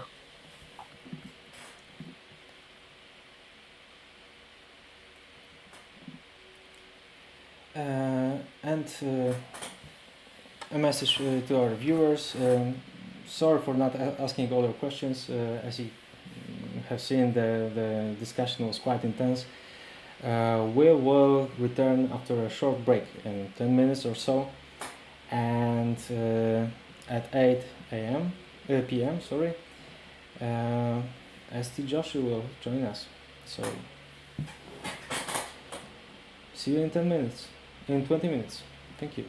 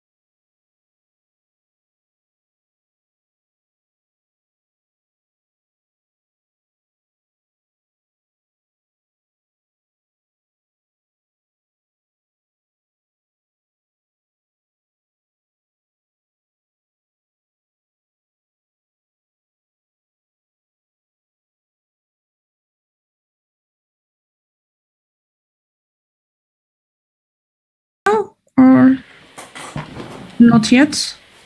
Mateusz? Yeah. We are streaming right now.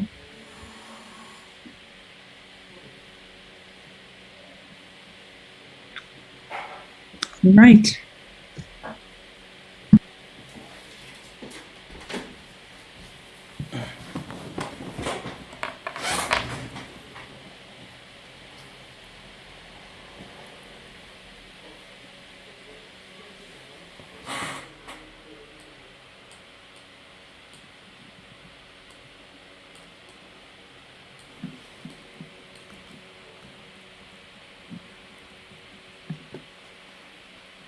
Okay, just a minute please for the technical stuff.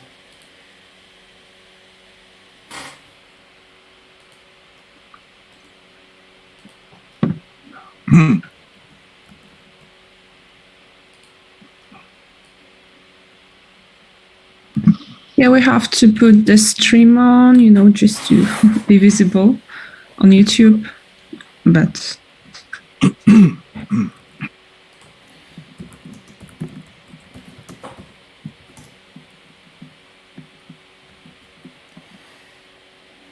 Okay, so I think we can get started. A very warm welcome to our very special guest, the world's foremost Lovecraft scholar, St. Yoshi or Joshi, I'm not sure, sorry. Joshi, yeah, I thought so. Mr. Joshi, we're honored that you're with us, and I'm very excited to hear your presentation. I'm sure all our viewers are, and so without further ado, if you can tell us about Lovecraft philosophy and fiction, we are all ears. Yeah, you probably know, most of you people out there, that I've been working on Lovecraft for a very long time, really since even my teenage years. And I went to the great institution Brown University, one of our so-called Ivy League colleges, a very prestigious university.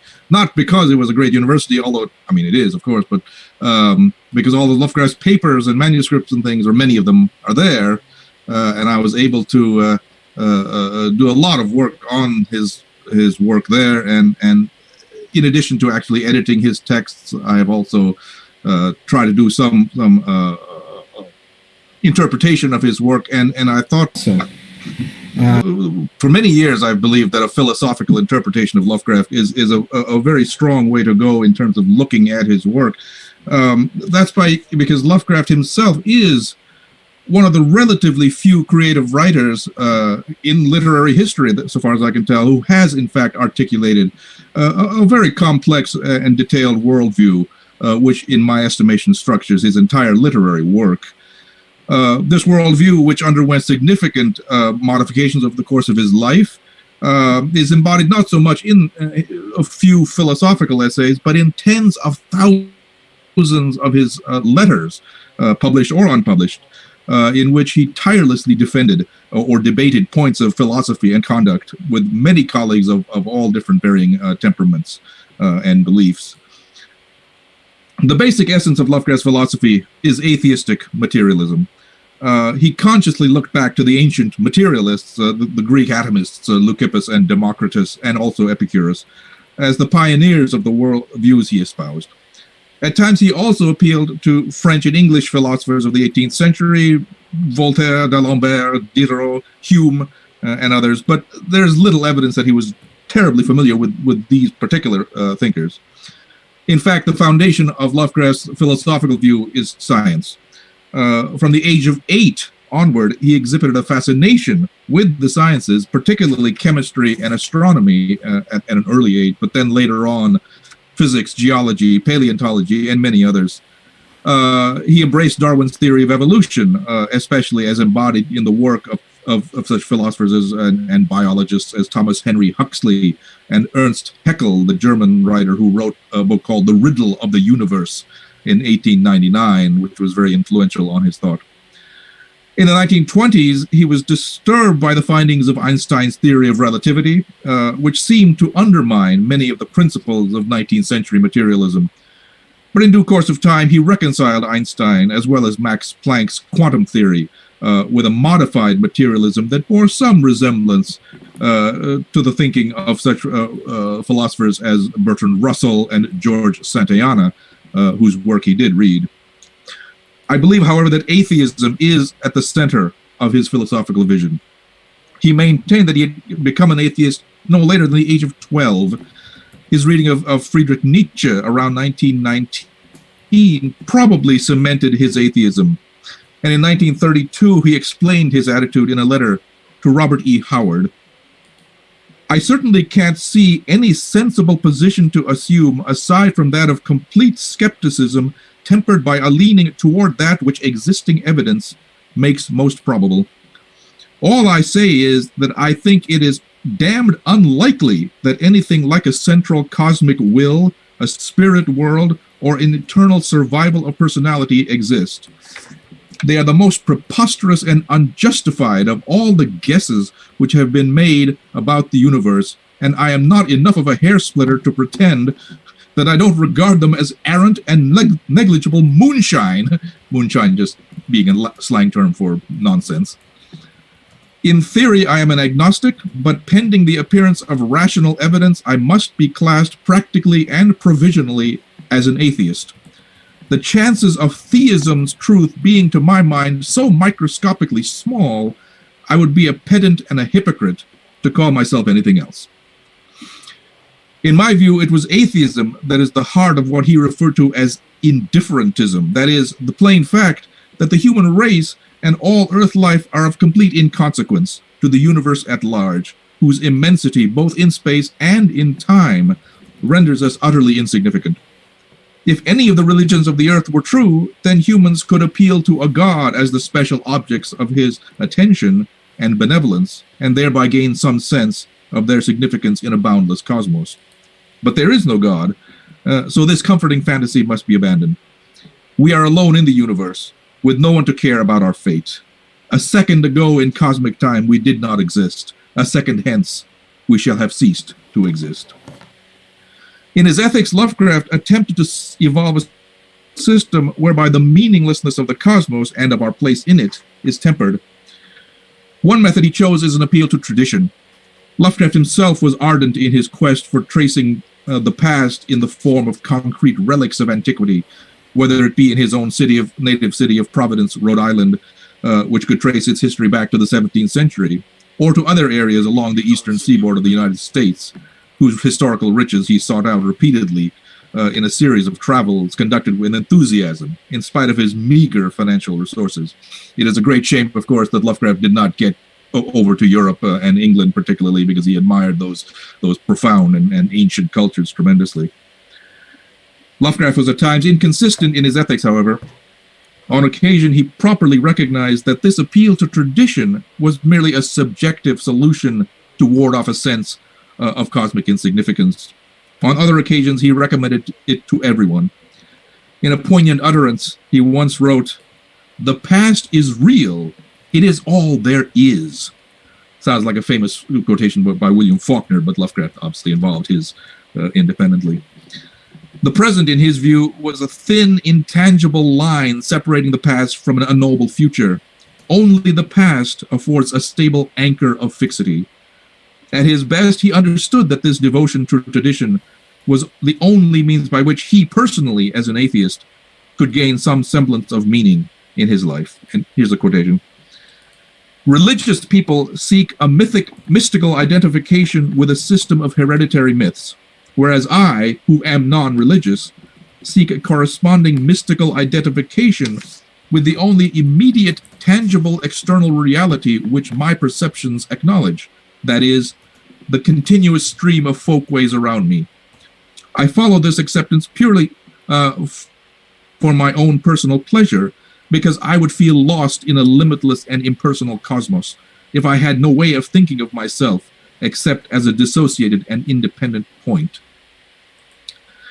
In his aesthetic thought, Lovecraft put forth an unorthodox division of literature into three parts: romantic, realistic, and imaginative. Lovecraft had great respect for the realism of such writers as Theodore Dreiser or Sinclair Lewis, and as we shall see presently, he advocated a fusion of realism with weird fiction, or rather a manner of writing weird fiction that is fundamentally based on realism. Romanticism, at least as he conceived it, earned his eternal scorn. The one form of literary appeal which I consider absolutely unsound, charlatanic, and valueless, frivolous, insincere, irrelevant, and meaningless, is that mode of handling human events and values and motivations known as romanticism. Dumas, Scott, Stevenson, my God, here is sheer puerility, the concoction of false glamours and enthusiasms and events out of an addled and distorted background which has no relation to anything in the genuine thoughts, feelings, and experiences of evolved and adult mankind. It is possible that one reason for Lovecraft's hostility to Romanticism was that, in the eyes of many, it could easily be confused with imaginative fiction. Lovecraft knew well that the genre had been born in the later 18th century, when such writers as Horace Walpole and Anne Radcliffe had rebelled from the prevailing rationalism of the age to establish the Gothic novel. As such, he was intent on repudiating any connection between weird fiction and Romanticism, and by the same token, rejecting the notion that supernaturalism in fiction has any relationship to the supernaturalism of orthodox religion. This is another quotation. The real raison d'etre of weird art is to give one a temporary illusion of emancipation from the galling and intolerable tyranny of time, space, change, and natural law. If we can give ourselves, even for a brief moment, the illusory sense of that some law of the ruthless cosmos has been or could be invalidated or defeated, we acquire a certain flush of triumphant emancipation comparable in its comforting power to the opiate dreams of religion. Indeed, religion itself is merely a pompous formalization of fantastic art. Its disadvantage is that it demands an intellectual belief in the impossible, whereas fantastic art does not. Lovecraft tailored his aesthetics, especially his aesthetic of weird fiction, to his atheistic materialism. As early as 1921, he expressed the kernel of this indifferentism and cosmicism. I could not write about ordinary people because I am not in the least interested in them. Without interest, there can be no art. Man's relations to man do not captivate my fancy. It is man's relation to the cosmos, to the unknown, which alone arouses in me the spark of creative imagination. The humanocentric pose is impossible to me, for I cannot acquire the primitive myopia which magnifies the earth and ignores the background. Elsewhere, Lovecraft speculates more broadly on the essential nature of the weird tale. He is keen on contrasting it with other types of writing that might seem superficially similar, such as the tale of psychological aberration. In discussing William Faulkner's great story, A Rose for Emily, a story of necrophilia, he writes, "Manifestly, this is a dark and horrible thing which could happen, whereas the crux of a weird tale is something which could not possibly happen." That formulation might seem a prescription for pure supernaturalism, but note what he says directly afterward. If any unexpected advance of physics, chemistry, or biology were to indicate the possibility of any phenomena related by the weird tale, that particular set of phenomena would cease to be weird in the ultimate sense, because it would become surrounded by a different set of emotions. It would no longer represent imaginative liberation, because it would no longer indicate a suspension or violation of the natural laws against whose universal dominance our fancies rebel. Once again, science takes a central role in the very substance of weird fiction. Lovecraft was one of the most well-read writers of weird fiction in his era, and he understood that he had emerged at a time when many of the standard motifs of supernatural fiction had become ineffective through overuse. But more specifically, these motifs were no longer aesthetically viable because they were based on a fundamentally erroneous view of the cosmos, one chiefly structured by Christian mythology. Now that the fallacies of the Christian worldview were all too apparent, these motifs, among them the vampire, the ghost, the werewolf, the haunted house, and others, were no longer credible. What he says is this: the time has come when the normal revolt against time, space, and matter must assume a form not overtly incompatible with what is known of reality, when it must be gratified by images forming supplements rather than contradictions of the visible and measurable universe. And what, if not a form of non-supernatural cosmic art, is to pacify this sense of revolt as well as gratify the cognate sense of curiosity? In his politics, Lovecraft evolved radically over the course of his lifetime, beginning as an extreme conservative who advocated monarchy and regretted the rebellion of the American colonies from the sway of Great Britain in the 18th century. He gradually came to adopt a moderate, non-Marxist socialism that advocated old age pensions, unemployment insurance, and other elements. It is no coincidence that this revision in his thought occurred soon after the onset of the Great Depression in 1929, when he was able to see at first hand the economic devastation that unregulated capitalism had wrought. In addition, he advocated two further measures that were not adopted at the time. One, a deliberate restriction of working hours for a given person so that all persons who wished to work could find employment. Lovecraft believed this to be necessary because the advance of technology was creating a situation whereby all work could be done by a relatively small number of people. Lovecraft was proven wrong on this point, but it was widely held in its day. The second point is this: the restriction of the vote to those who could pass basic educational and civic tests that ensured that they were capable of making a reasoned choice in the election of officials at every level of government. Something very advisable in the United States, if I may say so. Lovecraft, influenced by Nietzsche's scorn of democracy, came to regard unfettered democracy as little better than mob rule, and believed that it was also hostile to culture because it inculcated a tendency among artists of all stripes to produce work designed for popular consumption rather than work of aesthetic sincerity. In one of the last letters in his life, he spoke keenly on this point. Bourgeois capitalism gave artistic excellence and sincerity a death blow by enthroning cheap amusement value at the expense of that intrinsic excellence which only cultivated, non-acquisitive persons of assumed position can enjoy. The determinate market for written, pictorial, musical, dramatic, decorative, architectural, and other heretofore aesthetic material ceased to be a small circle of truly educated persons, but became a substantially larger circle of mixed origin, numerically dominated by crude, half-educated clods whose systematically perverted ideals prevented them from ever achieving the tastes and perspectives of the gentlefolk whose dress and speech and external manners they so assiduously mimicked. This herd of acquisitive boors brought up from the shop and the counting house a complete set of artificial attitudes, oversimplifications, and mawkish sentimentalities which no sincere art or literature could gratify. And they so outnumbered the remaining educated gentlefolk that most of the purveying agencies became at once reoriented to them. Literature and art lost most of their market, and writing, painting, drama, etc. became engulfed more and more in the domain of amusement enterprises. I'd now like to apply some of these philosophical principles to the interpretation of Lovecraft's fiction. At the outset, we can say that Lovecraft almost entirely eschews any philosophical dualism, the distinction between matter and soul, spirit, or any other tangible substance, even in work that purports to be fiction.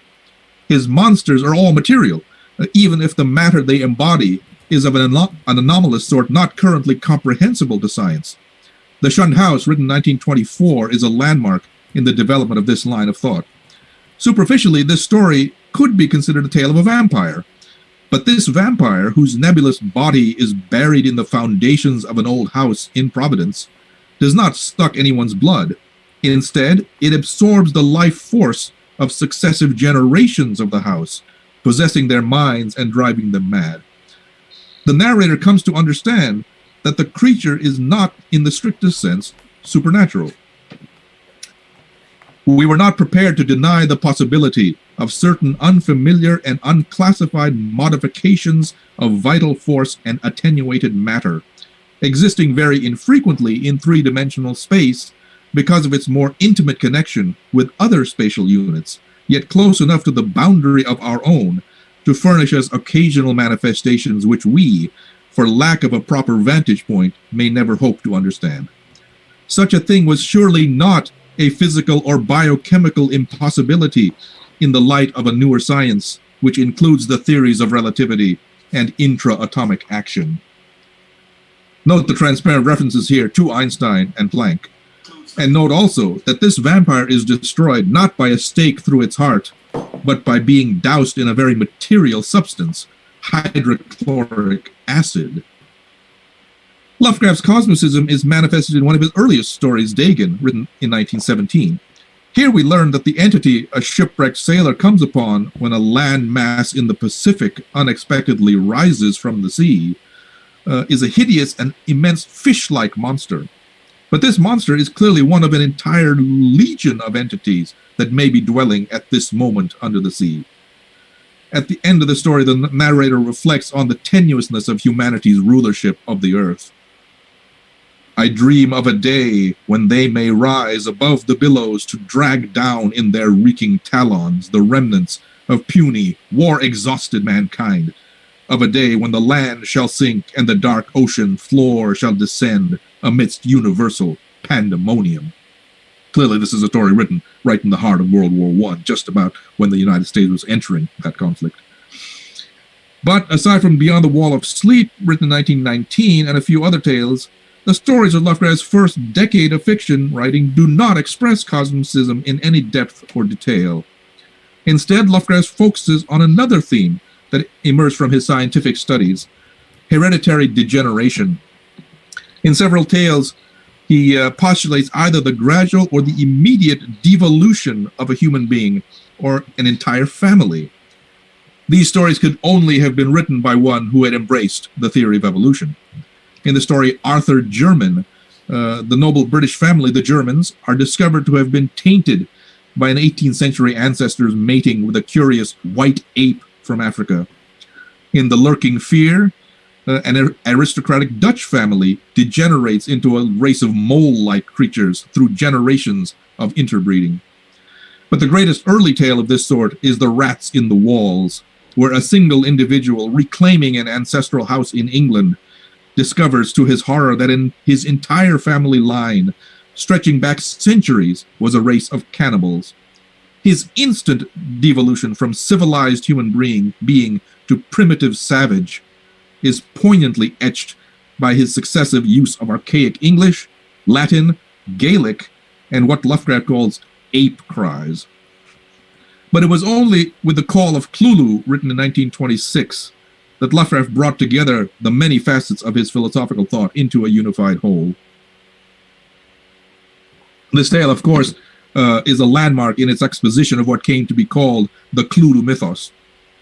It is not merely that the creature Lovecraft invented for this tale, the extraterrestrial entity Cthulhu, which had come from the depths of space and become trapped in his stone city R'lyeh when it sank under the waters of the Pacific, is a manifestly material creature, even though it exhibits unusual properties, such as the ability to recombine disparate parts of itself.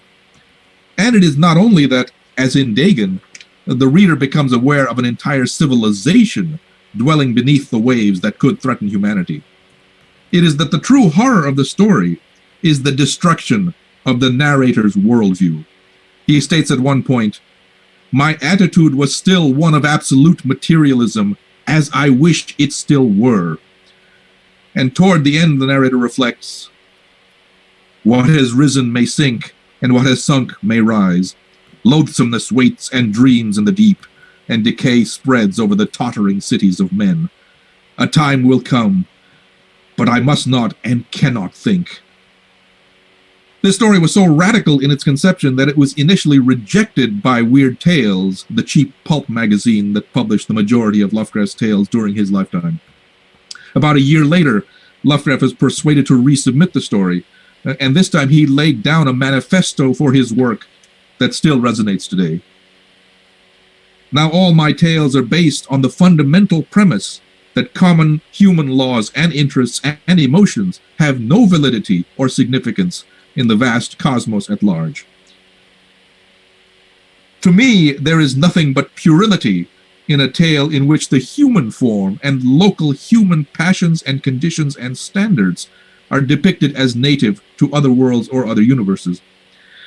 To achieve the essence of real externality, whether of time or space or dimension, one must forget that such things as organic life, good and evil, love and hate, and all such local attributes of a negligible and temporary race called mankind have any existence at all.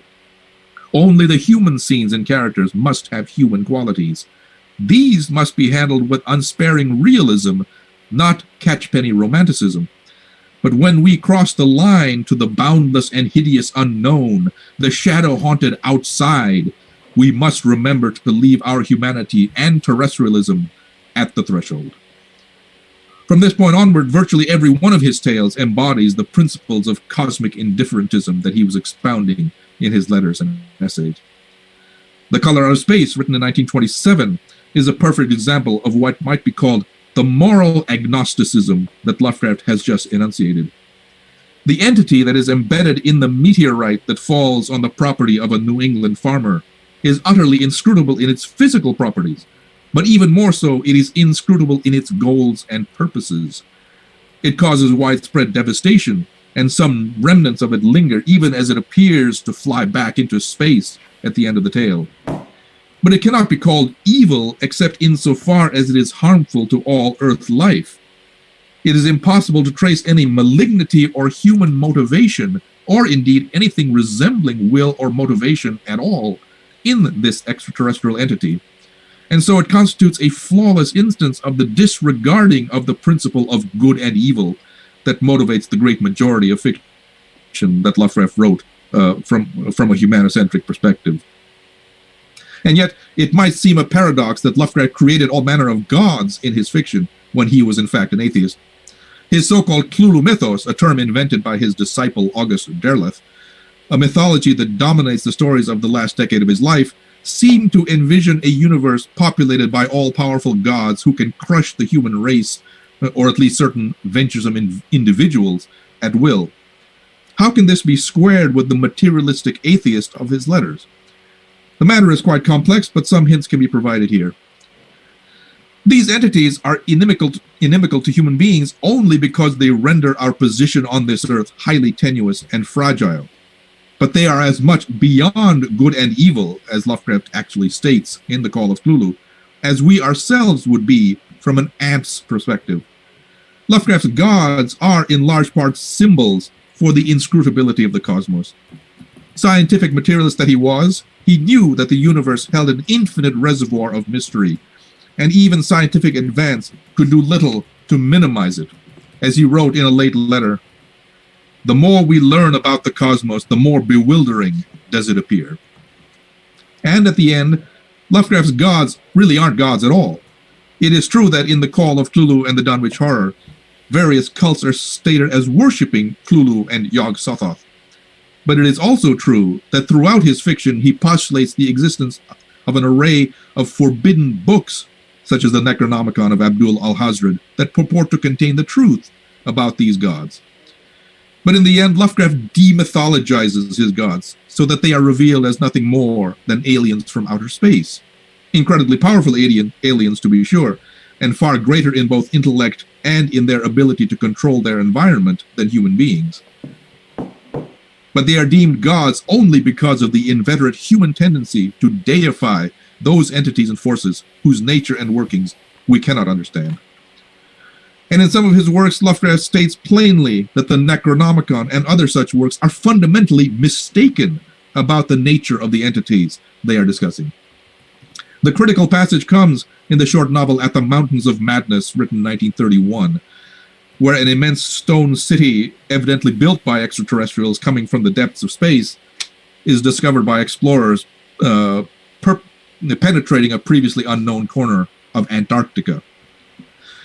The things rearing and dwelling in this frightful masonry in the age of dinosaurs were not indeed dinosaurs, but far worse.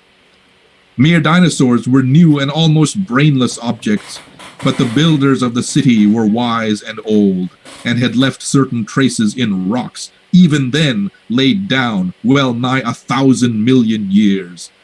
Rocks laid down before the true life of Earth had advanced beyond plastic groups of cells. Rocks laid down before the true life of Earth had existed at all. They were the makers and enslavers of that life, and above all doubt, the originals of the fiendish elder myths, which things like the Pnakotic manuscripts and the Necronomicon affrightedly hint about. So now, the stories about the gods, as found in the Necronomicon, are reduced to myths. The gods are merely space aliens. This appears to have been Lovecraft's conception from the beginning, for even in the Call of Cthulhu, which launched the Cthulhu mythos, Cthulhu and his spawn are extraterrestrials who come from some infinitely far galaxy to the Earth, where they are unwittingly trapped in the underwater city of R'lyeh beneath the Pacific. Cthulhu and R'lyeh rise up in that story, but not because the stars are right, or because of any actions taken by his human cult, but merely by accident, an earthquake, and they sink back under the waves by a similar accident.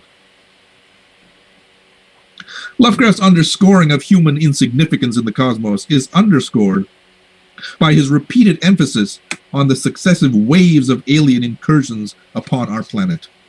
In nearly every instance, these entities are endowed with physical, mental, and other characteristics superior to our own.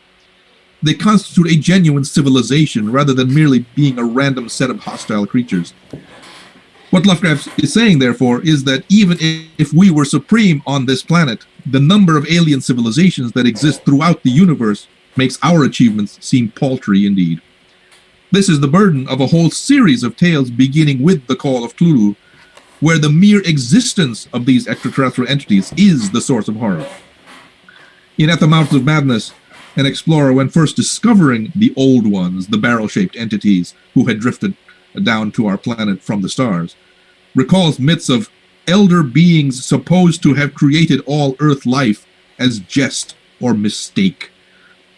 This conception is disturbingly confirmed by the bas-reliefs in the Old One's cities, where a curious variety of primitive vertebrates are seen. These vertebrates, as well as an infinity of other life forms, animal and vegetable, marine, terrestrial, and aerial, were the products of unguided evolution acting on life cells made by the Old Ones, but escaping beyond their radius of attention. They had been suffered to develop unchecked because they had not come in contact with the dominant beings. Bothersome forms, of course, were mechanically exterminated. It interested us to see in some of the very last and most decadent sculptures a shambling primitive mammal, that's us, used sometimes for food and sometimes as an amusing buffoon by the land dwellers, whose vaguely simian and human foreshadowings were unmistakable. This is probably one of the most fiercely cynical and misanthropic utterances ever made. The degradation of humanity can go no further. It is of no particular importance that in Lovecraft's very next story, The Shadow over Innsmouth, an entirely different origin of the human race is supplied, as the character Zadok Allen. No, it's not. Zadok Allen is this old New England man who speaks in this funny dialect. I'll try to imitate it as best I can.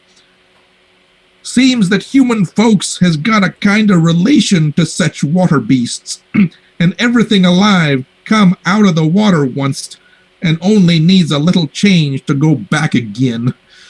Something like that. It's much more severe than that, but you might find it incomprehensible if I tried to do the actual New England dialect. But the guiding principle here is the same: the utter decimation of human self-importance by the attribution of a grotesque or contemptible origin to our species. If the past has suddenly become problematical, the future is no less so. Here we must turn to the prose poem Nyarlathotep, written in 1920, which I see as a virtual parable for the decline of the West.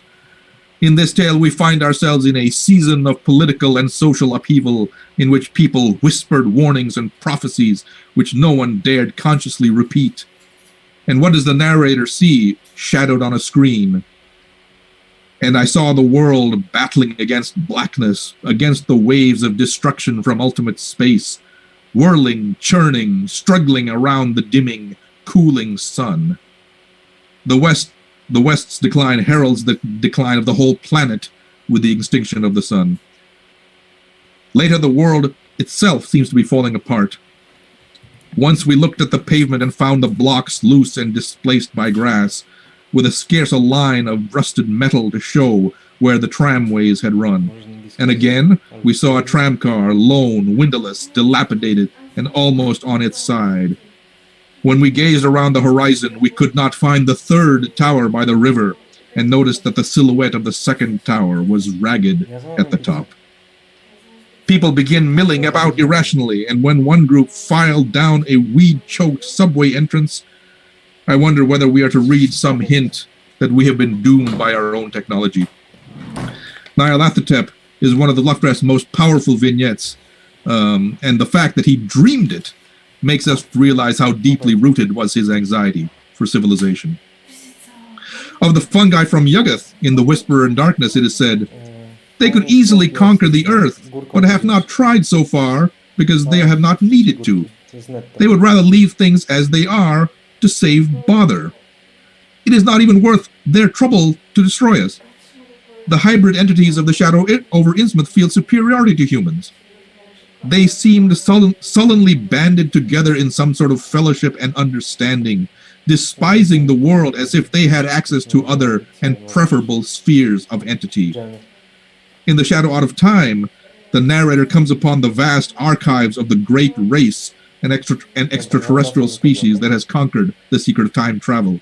He writes ominously, "What was hinted in the speech of the post-human entities of the fate of mankind produced such an effect on me that I will not set it down here." It may be wondered why a writer like Lovecraft, so given to the pursuit of truth as revealed by science and so relentless a foe to religious obscurantism, could write weird fiction at all. Some scholars have seen a kind of schizophrenia in his entire outlook, whereby he advocates rationalism in his philosophical thought, but undermines it in his fiction. I believe this is a fundamentally mistaken view. Lovecraft recognized that his temperament was a mixture of seemingly incongruous elements. Quote, "I should describe mine own nature as tripartite, my interests consisting of three parallel and dissociated groups. A, love of the strange and the fantastic. B, love of the abstract truth and of scientific logic. C, love of the ancient and the permanent. Sundry combinations of these three strains will probably account for all my odd tastes and eccentricities." But he sought to reconcile these disparate elements in both his philosophical thought and his creative work. He did so not only by fashioning a body of stories fundamentally based on atheism and materialism, but by using the weird tale as a means of imaginative liberation from what he called the galling limitations of time, space, and natural law. It is precisely because he believed in that natural laws were fixed and irrefutable that he sought the aesthetic escape of weird fiction.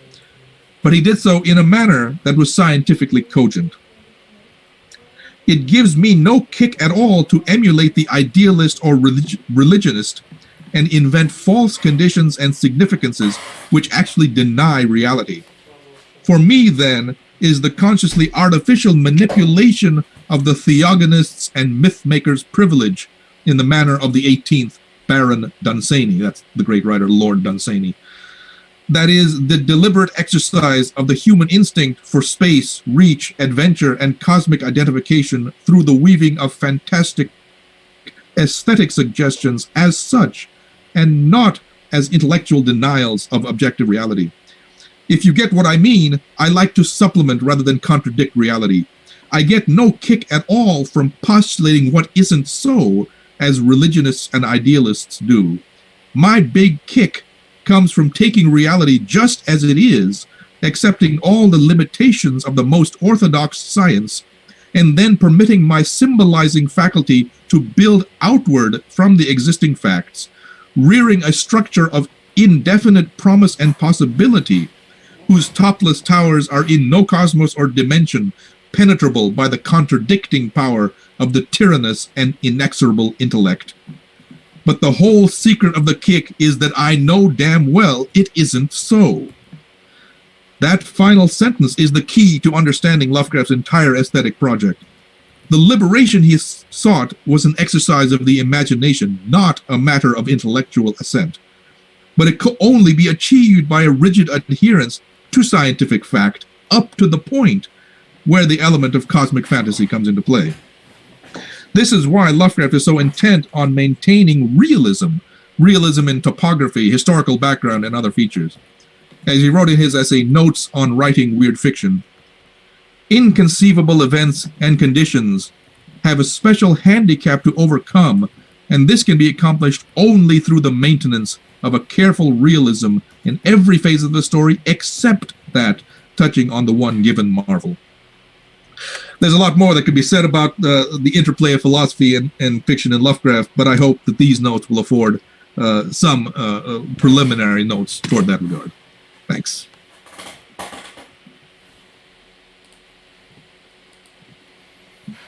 Thank you very much. I think I speak for all that when I say that it was very entertaining, said with a lot of passion and quite interesting as well.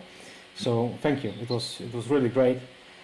And before we ask some questions from the audience, I would like to give a chance to our previous guests to ask you some questions themselves. Yes, if I may, I definitely want to thank the Mr. Joshi on his beautiful presentation, and I want to comment just a bit. Before my questions, I want just to comment briefly on Lovecraft's position outside of the literary, mainstream. Let's put it this way. Lovecraft was, for the most part, read in as part of the popular culture. And you, as his major commentator, as well, have been functioning outside of academia. Mm-hmm. And I just want to comment briefly on your enthusiasm about when you talk about Lovecraft. Mm-hmm. You talk about him with such passion and enthusiasm, with which I never hear anyone in academia talk about any author, any literary author with such passion and enthusiasm. After hearing your talk, I really want to go back and read Lovecraft even more. Yes. And this is something that truly amazes me. Your honest fascination with Lovecraft after all these years.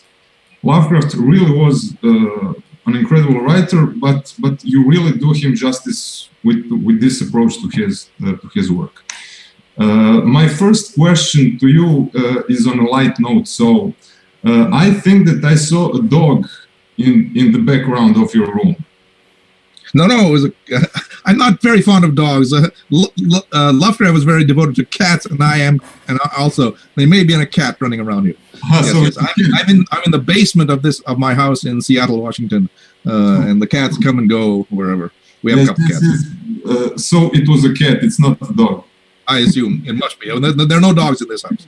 Yes, because it would be really funny if the major Lovecraft scholar was a dog person and not a cat person. No. As Lovecraft says, I have no problem with dogs, but cats. Cats are the most beautiful creatures on this earth. Interestingly enough, I also have a house full of cats, but they're all tucked in another room, so they don't interrupt.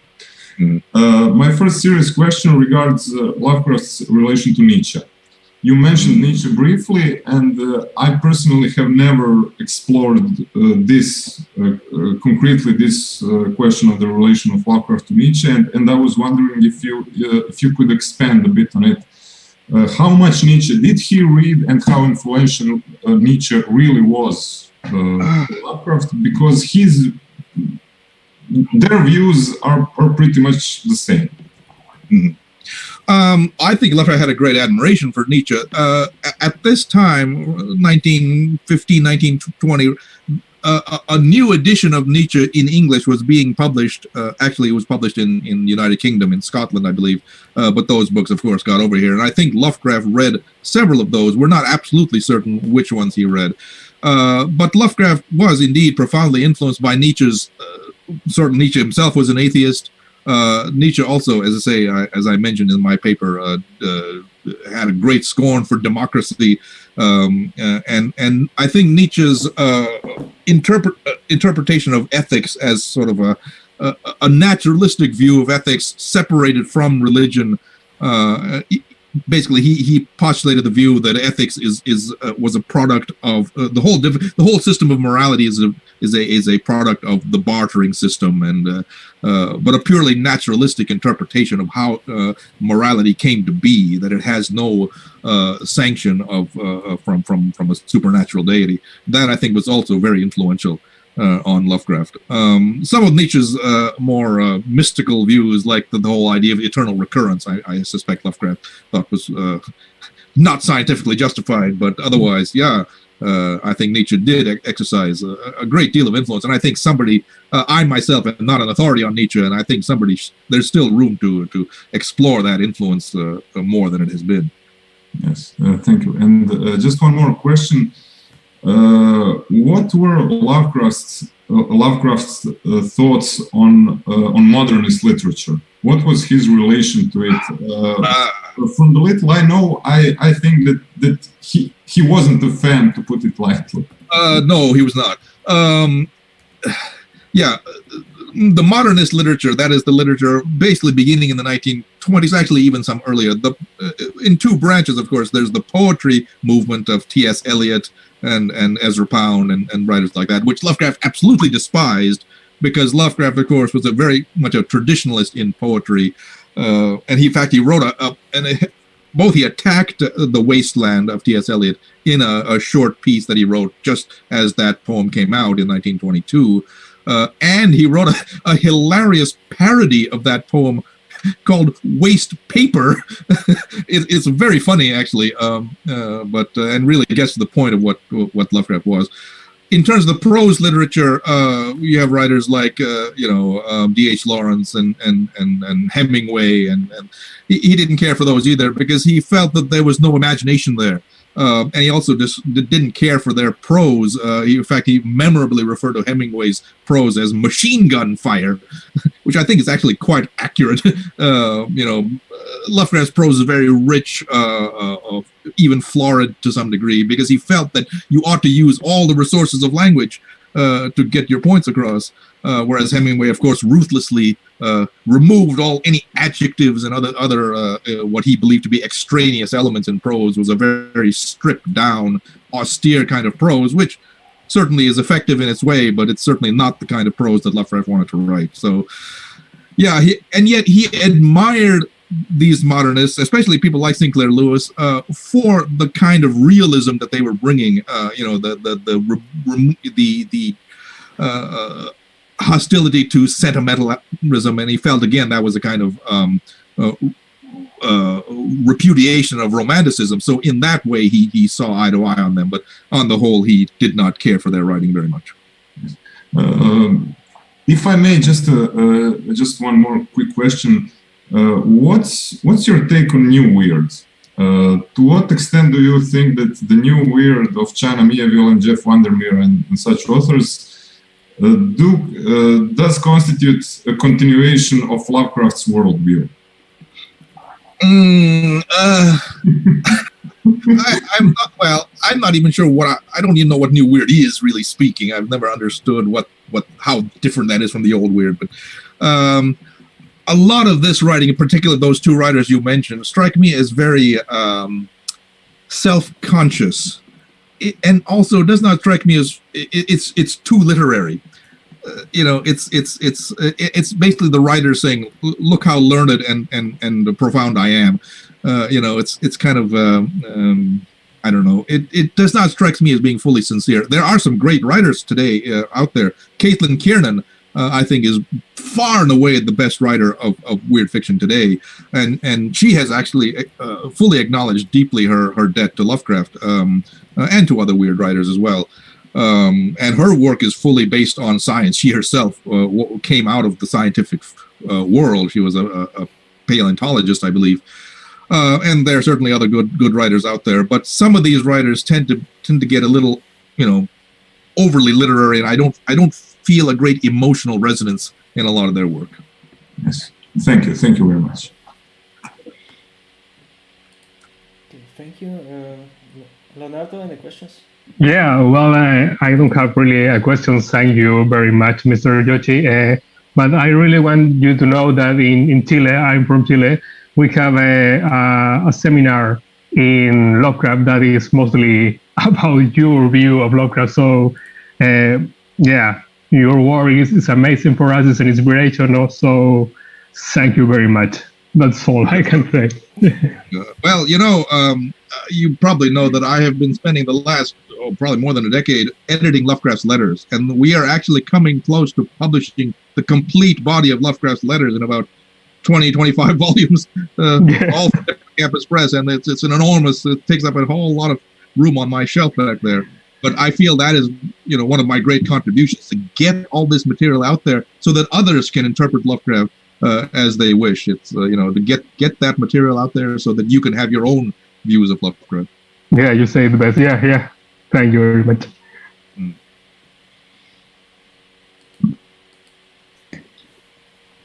Okay, I have some questions from the chat to read for you.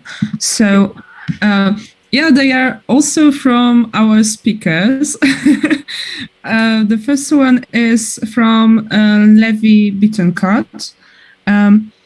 He says it was also an awesome presentation, but he asks if in the last 10 to 15 years, we are seeing a plethora of Lovecraftian-related stories in video games, TV shows, movies, books, etc. And although for the most part, they are not direct adaptations, but why do you think Lovecraftian-related content is so popular nowadays? Is there something to do with our troubled times or so? Very difficult question to answer. I think that what has happened is that there's been we call here a snowball effect. This movement has been building for decades, literally. When I first got into this field, if you want to call it that, as I say, this was the early 1970s. I was only a teenager, I was 15 years old or so, just starting to read Lovecraft and become fascinated with him. Lovecraft was only then getting popular in the United States and in Europe as well and elsewhere, but nothing like what it is today. He was still regarded as a very eccentric, peculiar fellow, and didn't really fit into the American or world literature. Very odd sort of person, and rather disreputable in many ways, because he wrote for these cheap pulp magazines, and there's no reason to take him seriously. So when I started my work, again, even as a teenager, I felt that Lovecraft needed, the level of appreciation of Lovecraft needed to be raised. And much as I actually despise the academic arena, and I do, believe me, I do not like that whole realm, and did not want to become a professor, and left the university as soon as I could. It is nonetheless true that professors, especially here in England, are the ones who determine what gets read in classes, what becomes canonical in literature. And so my goal was to display to these people that Lovecraft is genuine literature, and I believe I succeeded in that. But along the way, Lovecraft's popularity just began to increase, more and more and more. I believe that role-playing game, The Call of Cthulhu, which came out in 1982 initially, had a huge role to play in getting Lovecraft even more embedded in popular culture than before. And then we had movies like, the Stuart Gordon films, Reanimator and the others. And all these things just started building one upon the other. So I think that a lot of people who see Cthulhu or something like that may not even be aware that it's actually an invention of Lovecraft. They just know that it's something weird in popular culture that they find interesting. And so everything is sort of built upon itself, and now it's out of control. I mean, even I cannot possibly keep up on all the different manifestations of Lovecraft and all the different media. It's fascinating to see. Yeah, even those small flashy Cthulhus you have somewhere on conventions to sell. Yeah, they are so cute, but I think Lovecraft would hate them somehow. You'd be astonished, let's just say that much. Okay, we have another question from our speaker, from Will Bush. Can you talk a bit more about how the studying of Lovecraft in the 1980s was? I'm thinking about your article in defense of Lovecraft for the science fiction studies in 1980.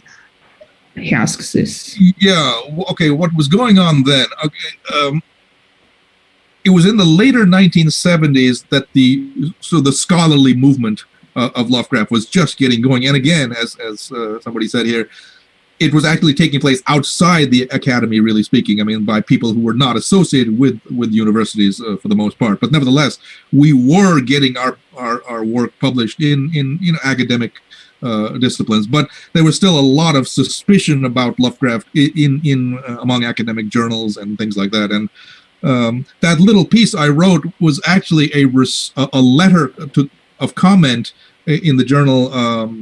What was the journal? I think it was Extrapolation, or one science fiction scholarly journal, which had basically used Lovecraft, used a book that the fellow was reviewing to attack Lovecraft, and I didn't care for that. There was a lot of that sort of thing going on, and I felt I needed to come to Lovecraft's defense, because I was trying to promote Lovecraft as a major literary figure, and there were many people, of course, who were doubting that he belonged in that class. Over the course of the 1980s, we had a lot of really good work, though, done in both in a magazine that I founded called Lovecraft Studies and elsewhere, and we got a lot of material published either in academic venues or designed for an academic or scholarly audience, and that really did help to raise awareness of Lovecraft. And that movement culminated in 1990. Which was, of course, the centennial of his birth, and we had a major academic conference at Brown University in Providence with speakers from around the world. We had scholars from France and Germany and Italy and elsewhere, I believe, coming here, and of course many scholars from the United States. And that was a major event, and I think that was ultimately the capstone of Lovecraft's appreciation in the academic world. We have another question from Cultist of Chrome on YouTube. Are the dreamlands in Lovecraft's work just parallel universe or something more? That's a difficult question, because I think Lovecraft's conception of the dreamlands changed over the course of time. Clearly, those dreamland stories are heavily influenced by the work of Lord Dunsany, whom Lovecraft just read in 1919, and was a master of the dream narrative, or the fantasy narrative.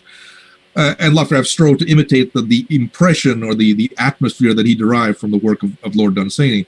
But if you read Dunsany's work carefully enough, you find that he is not postulating necessarily a dream world, except in maybe one or two stories. But a world that is set in some remote antiquity. And Lovecraft initially seemed to follow that conception in some of his earlier stories. But then when he got to writing the short novel, The Dream Quest of Unknown Kadath, that clearly is set in a dreamland. And he postulates there both an individual dreamland, that is to say, a dreamland that each individual comes up with on his own, and a sort of collective dreamland that certain people can enter into, like Randolph Carter in that story.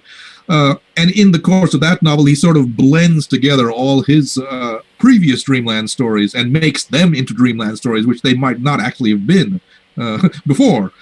So he was constantly sort of refashioning this particular universe. But then, after writing The Dreamcatcher of Another Cadet, he really didn't use the Dreamland theme anymore, because I believe he felt that realism, scientific realism, was more in line with what he wanted to do. So he put that dream world aside. Right, thank you. Mateusz, do you have any questions? Of course. A bunch of Too many. Yeah, I think I just have to limit myself to a few. Actually, so the old age question for our viewers. How do you say Cthulhu, Cthulhu, and so on? All right, yes.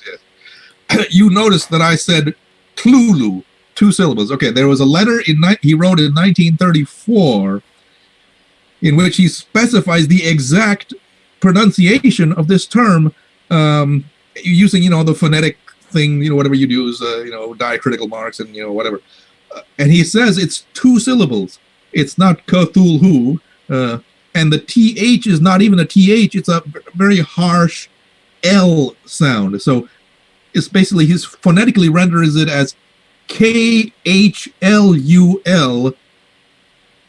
LOO or something like that. So that first syllable is clue. You have to do it very harshly and gutturally. Possibly Europeans can do it better than Americans, because we don't have that kind of aspirate in our language anymore.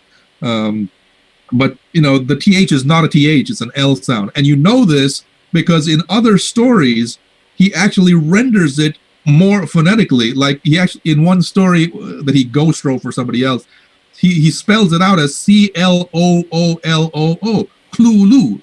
And another story, he renders it as Tulu, TULU. So these are all slightly varying pronunciations, but it gets back to the point that it's not really pronounced the way it looks on the page. So, but he also said that it's not a word meant to be pronounced by human vocal cords. So I guess you could pronounce it any way you want to. Wow, thank you for clarifying that up. And another question, and a bit of backstory. I've actually seen a lot of movies that I liked that combined horror and cosmic themes, and I was ignorant of Lovecraft for many years, and then my brother pointed out, these are all inspired by Lovecraft. I was like, who was Lovecraft? And then I really got into him, and to other Lovecraftian movies, and it turns out there's a ton of these. They are being produced practically constantly. And while I was researching this topic, I came upon an interview. It wasn't exactly an interview, but your favorite movie was mentioned, supposedly. So, is it the Last Wave? And if it is, why? Has it changed? Well, I'll tell you. My favorite movie in terms of the Lovecraft influence, or... Yeah, exactly. That's certainly one of them. I'll tell you, though, it's funny, that's the great film by Peter Weir back in 1977, which actually will be a relatively early movie as far as, an influence on Lovecraft is concerned. And, Peter Weir, I believe, is Australian, is he not? He's a very famous director, and books have been written about him and things like that. But in no book that I can find, that I have read, has anybody suggested that this film is somehow based on Lovecraft, but it unquestionably is. If you watch that film closely, and especially at the end, I cannot remember the exact scene there, but right at the end, there's an unmistakable influence of the Shadow Out of Time, which in fact was set partially in Australia, so that probably had a lot of meaning to Weir. Unmistakable. There's no way that film could not have been inspired by Lovecraft. It is an extremely powerful film, to be sure. And, of course, another great film, only a few years later, that undoubtedly bears a Lovecraft influence is Alien. In fact, I believe I appeared very briefly on a little documentary that appeared a few years ago, or about the 40th anniversary of the release of Alien. And that influence came from 2 sources. The screenwriter was Dan O'Bannon, who has long been interested in Lovecraft. In fact, he did a Lovecraft adaptation of his own some years later called The Resurrected, which is based on the case of Charles Dexter Ward. He actually wanted to call it The Ancestor, and in fact, he had his own so-called director's cut, which I have seen, which I think is actually superior to the version that was released, but the director's cut has not been released yet, but and may never be. Curiously enough, also, O'Bannon actually wrote the Necronomicon. That is, he wrote a small book. Maybe it was meant to be sort of a commentary on the Necronomicon, but he was fascinated by that conception, and so he actually wrote this little thing. Again, that has not been published yet, but it might be someday. The second influence, the second Lovecraftian element in Alien came, of course, from the great Swiss artist H.R. Giger, who had already by then published one or two books called Necronomicon, and he was the set designer for Alien, and a lot of his sets undoubtedly convey the sort of cosmic menace that you find in Lovecraft. Those two films are fabulous, but I still think my favorite pure Lovecraft adaptation, one that is consciously designed as an adaptation of a given work, is a German film called Die Farbe, The Color, clearly based on The Color Out of Space. A masterful rendition. The director, oddly enough, is Vietnamese. His name is Nguyen Vu. Brilliant job. He subsequently wanted to do a Dreamlands film of live action, not animated, and I saw a little clip of it. Apparently he had done a little sort of a trailer, as it were, for it, but I don't think he's gotten the money to actually do this film, so it's sitting around not doing anything. But I would love to see that film come out. But that Die Farbe, to my mind, is far and away the best pure Lovecraft adaptation out there. Okay, thank you. And since you've mentioned The Color Out of Space, you've probably seen the Nicolas Cage movie. It's supposed to be the start of a trilogy. So what's your opinion on this movie, and how's the trilogy shaping up? Well, I actually was there at the premiere of this film. It was shown in late October 2019 at the H.P. Lovecraft Film Festival in Portland, Oregon, which is just about less than 200 miles south of here, and I go there pretty frequently. And Richard Stanley, the director, was there, and I talked to him briefly. My initial impression was that it was a very powerful film. It had a lot of good stuff in it, but I subsequently felt that he departed a lot from the story, and he admitted that. I mean, he admitted that it was not a faithful adaptation of the story, but I felt that some of his departures were unfortunate and didn't. And he missed the chance to convey some of the really powerful elements in that story. I think one of the greatest moments in that story is when that old farmer, Nahum Gardner, himself has been affected by the color, and he's basically has this incredible monologue expressing his complete incomprehension as to what has happened to him, and it says, cold and wet, but it burns. I mean, it's an unbelievable piece. It's out of Shakespeare, but he didn't do it that way, Richard Stanley. So I thought he missed the chance of doing a adaptation, and I actually regret the fact that his next film is going to be The Dunwich Horror, which I actually don't think is one of Lovecraft's better stories, even though it has a lot of cinematic features in it, which I no doubt was what was in Stanley's mind in wanting to do that work. Okay, we answers. One more question, please. Okay, because we have some more on the chat, but okay, I shut up about that. But I'm on fire, So I've seen Lovecraft Country, the series, and honestly, I didn't much like it, and it made me think, what makes a movie or another work of art Lovecraftian? Do you have some pointers? What to look for? Wow, that's again a difficult question. I think it's more by what you feel than what you can actually define specifically. The element of cosmicism certainly is important, but it seems that's actually very difficult to convey on the screen for some reason. There's not been a lot of success in doing that. I think Alien accomplished that. I think this little known Lovecraft film that was just called Cthulhu, that came out in 2007. Actually, was filmed again down in Oregon here, by the shore in Oregon, the ocean. I thought that actually had certain elements of cosmicism that I thought were very powerful, and you know the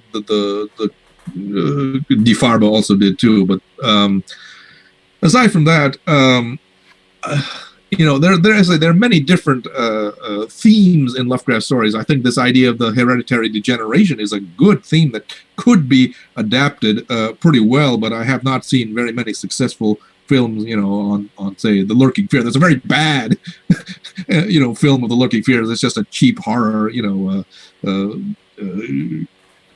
crude special effects movie. But and there's something called The Unnameable that's very, very bad. But I don't know. I think the idea that the cosmic element can be gotten across by you know, conveying the vastness of creation in terms, as compared to our minuscule selves. But the problem is that most films focus on individuals, you know, like a play. I mean, you can't help focusing on human characters. That's what a film is about, and so to get that cosmic perspective in a film is apparently quite difficult. Okay, okay, thank you very much. I guess I have to be satisfied with 4 questions. Let's get back to the questions from the audience. Thank you again.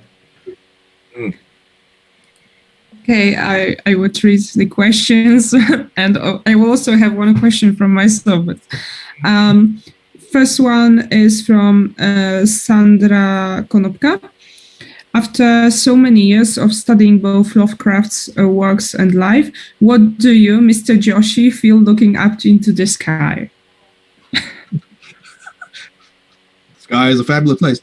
I'll tell you, you know, I emphasize Lovecraft's atheism, perhaps because he influenced my own atheism. In fact, I am now, my major undertaking at this moment is a world history of atheism that's going to go several volumes, probably will take several years to write.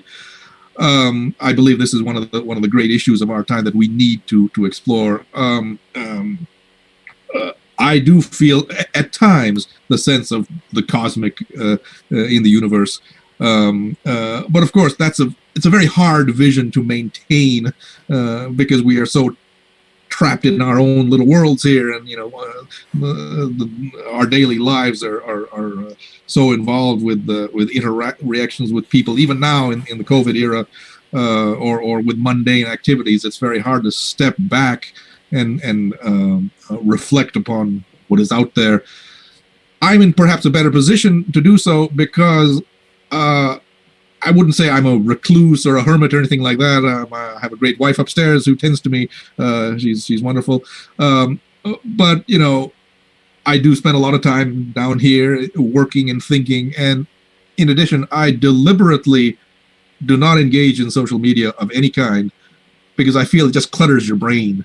It prevents you from reflecting upon your situation. It ties you too much to you know, the moment. You need to be able to step back and think about yourself and your position in society and in the world, and where the world is going.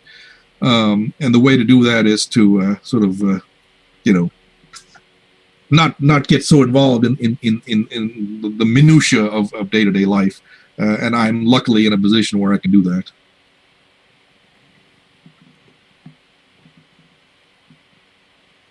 Oh, sorry.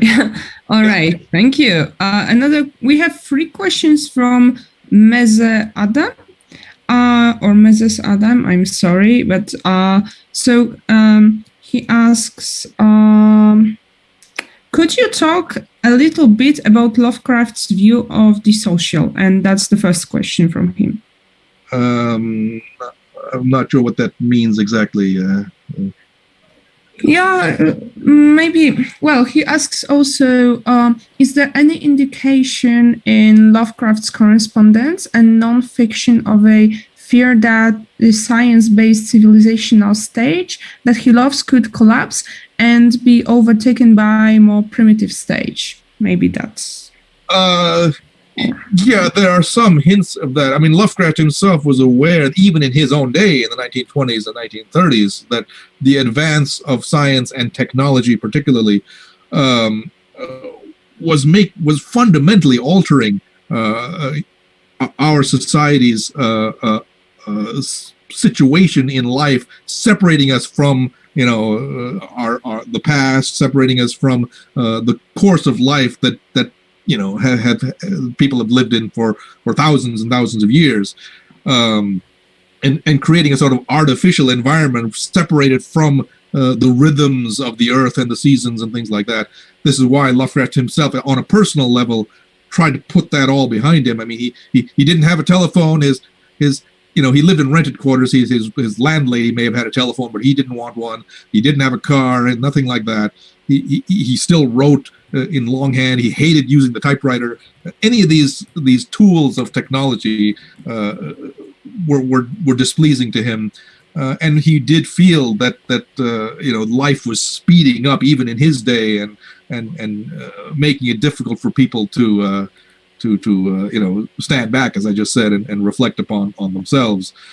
Whether he actually envisioned a collapse of civilization, I'm not entirely sure that's really the case. Perhaps in his more pessimistic moments he might have, but I think he felt that his own society was becoming a kind of barbarism in its own way because of its the seductiveness of technology. All right, thank you.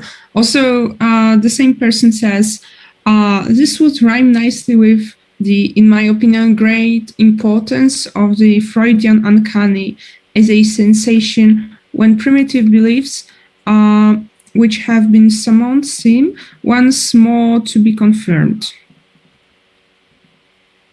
Yes, I suppose so. I am not fully in agreement with Mr. Freud on the uncanny, okay. but that. I will mention that I don't think Lovecraft ever read that essay because I don't think it was translated in his day, and he couldn't read German. But Lovecraft did take awareness of Freud and felt that Freud again was, as he believed, was a scientist who was, pulling back the sense of illusion that we have been that had clouded our minds, especially through religion. Freud was quite strongly opposed to organized religion, and to that degree, he felt that Freud's theories were a scientific advance. But I'm not sure he fully believed in Freud or fully accepted his positions. Okay, thank you. If I can ask a question, I'm recalling some modern, also some modern Lovecraft adaptations and some Lovecraftian texts. I'm also recalling some comic books and mangas based on some Lovecraftian motifs, and I think I would ask you, what do you think about those modern versions of Lovecraft and the visions of his text and of his aesthetics that includes some concepts like camp or grotesque? What do you think of that? Yeah, there's certainly an element of the grotesque in Lovecraft himself. I don't think there's camp. I don't think there's that. There's actually some very shrewd elements of self-parody in Lovecraft. I actually think the story, for example, The Hound, is a hilarious parody of his own type of writing, and maybe The Lurking Fear also. So to that degree, there's some echo there. But I wish I were more familiar with the manga, based on Lovecraft, but I'm not. However, you probably know of the great comic series, the graphic novel Providence by Alan Moore that came out. I was astonished to find that I myself appear as a character in the very last segment of that. It was quite funny, wearing my little trench coat and whatnot. Not entirely sure what I'm doing there, but no matter. I was grateful for that homage. I was briefly in touch with Alan Moore a few years before that, He also despises technology. He doesn't use the internet, doesn't use a computer. You can only write to him by sending a regular letter to him, by mailing the letter, and he writes back to you if he wants to. But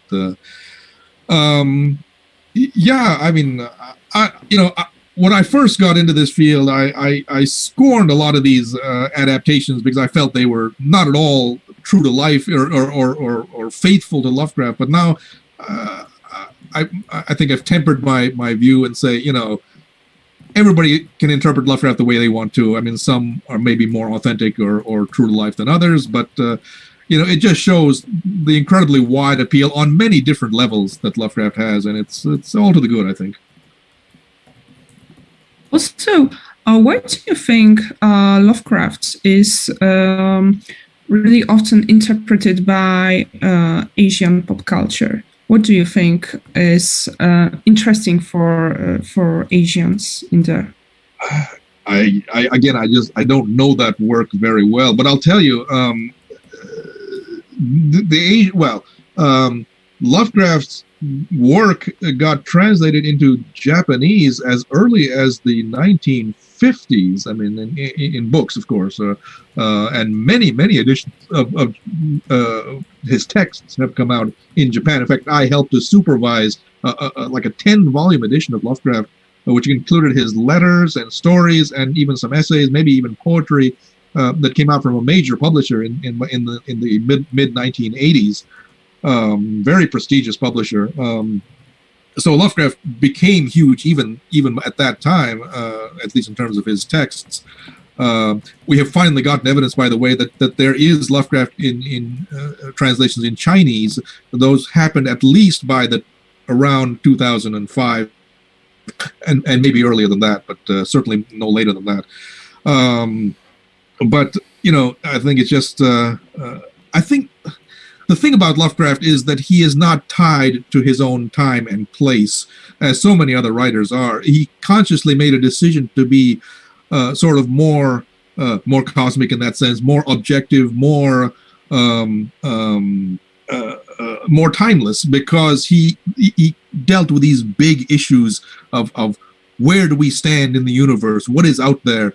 He wasn't concerned with personal relations, with class distinctions, and a lot of the other things that were being written at that time. And I think that's why his work can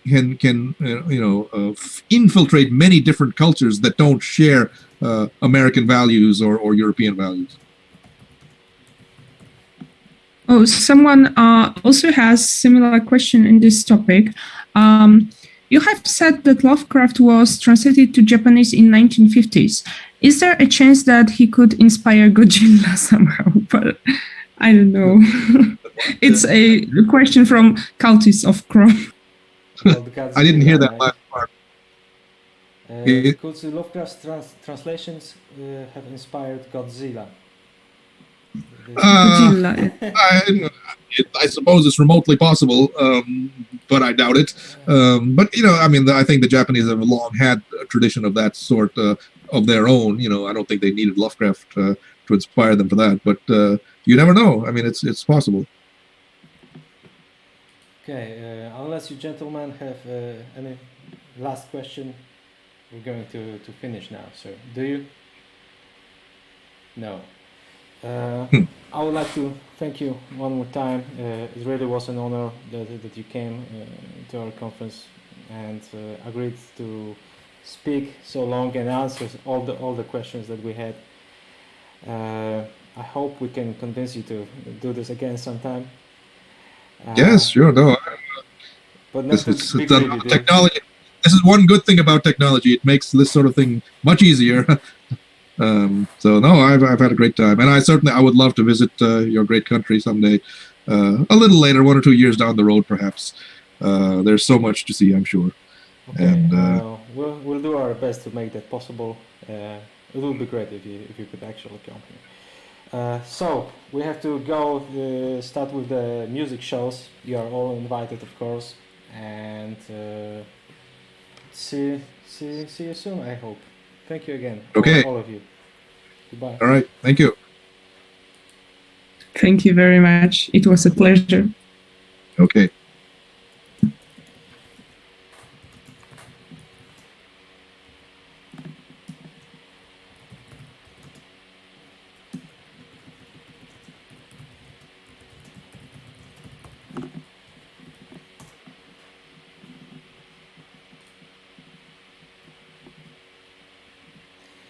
This is the end of our English broadcast for today. We have more in store for you tomorrow.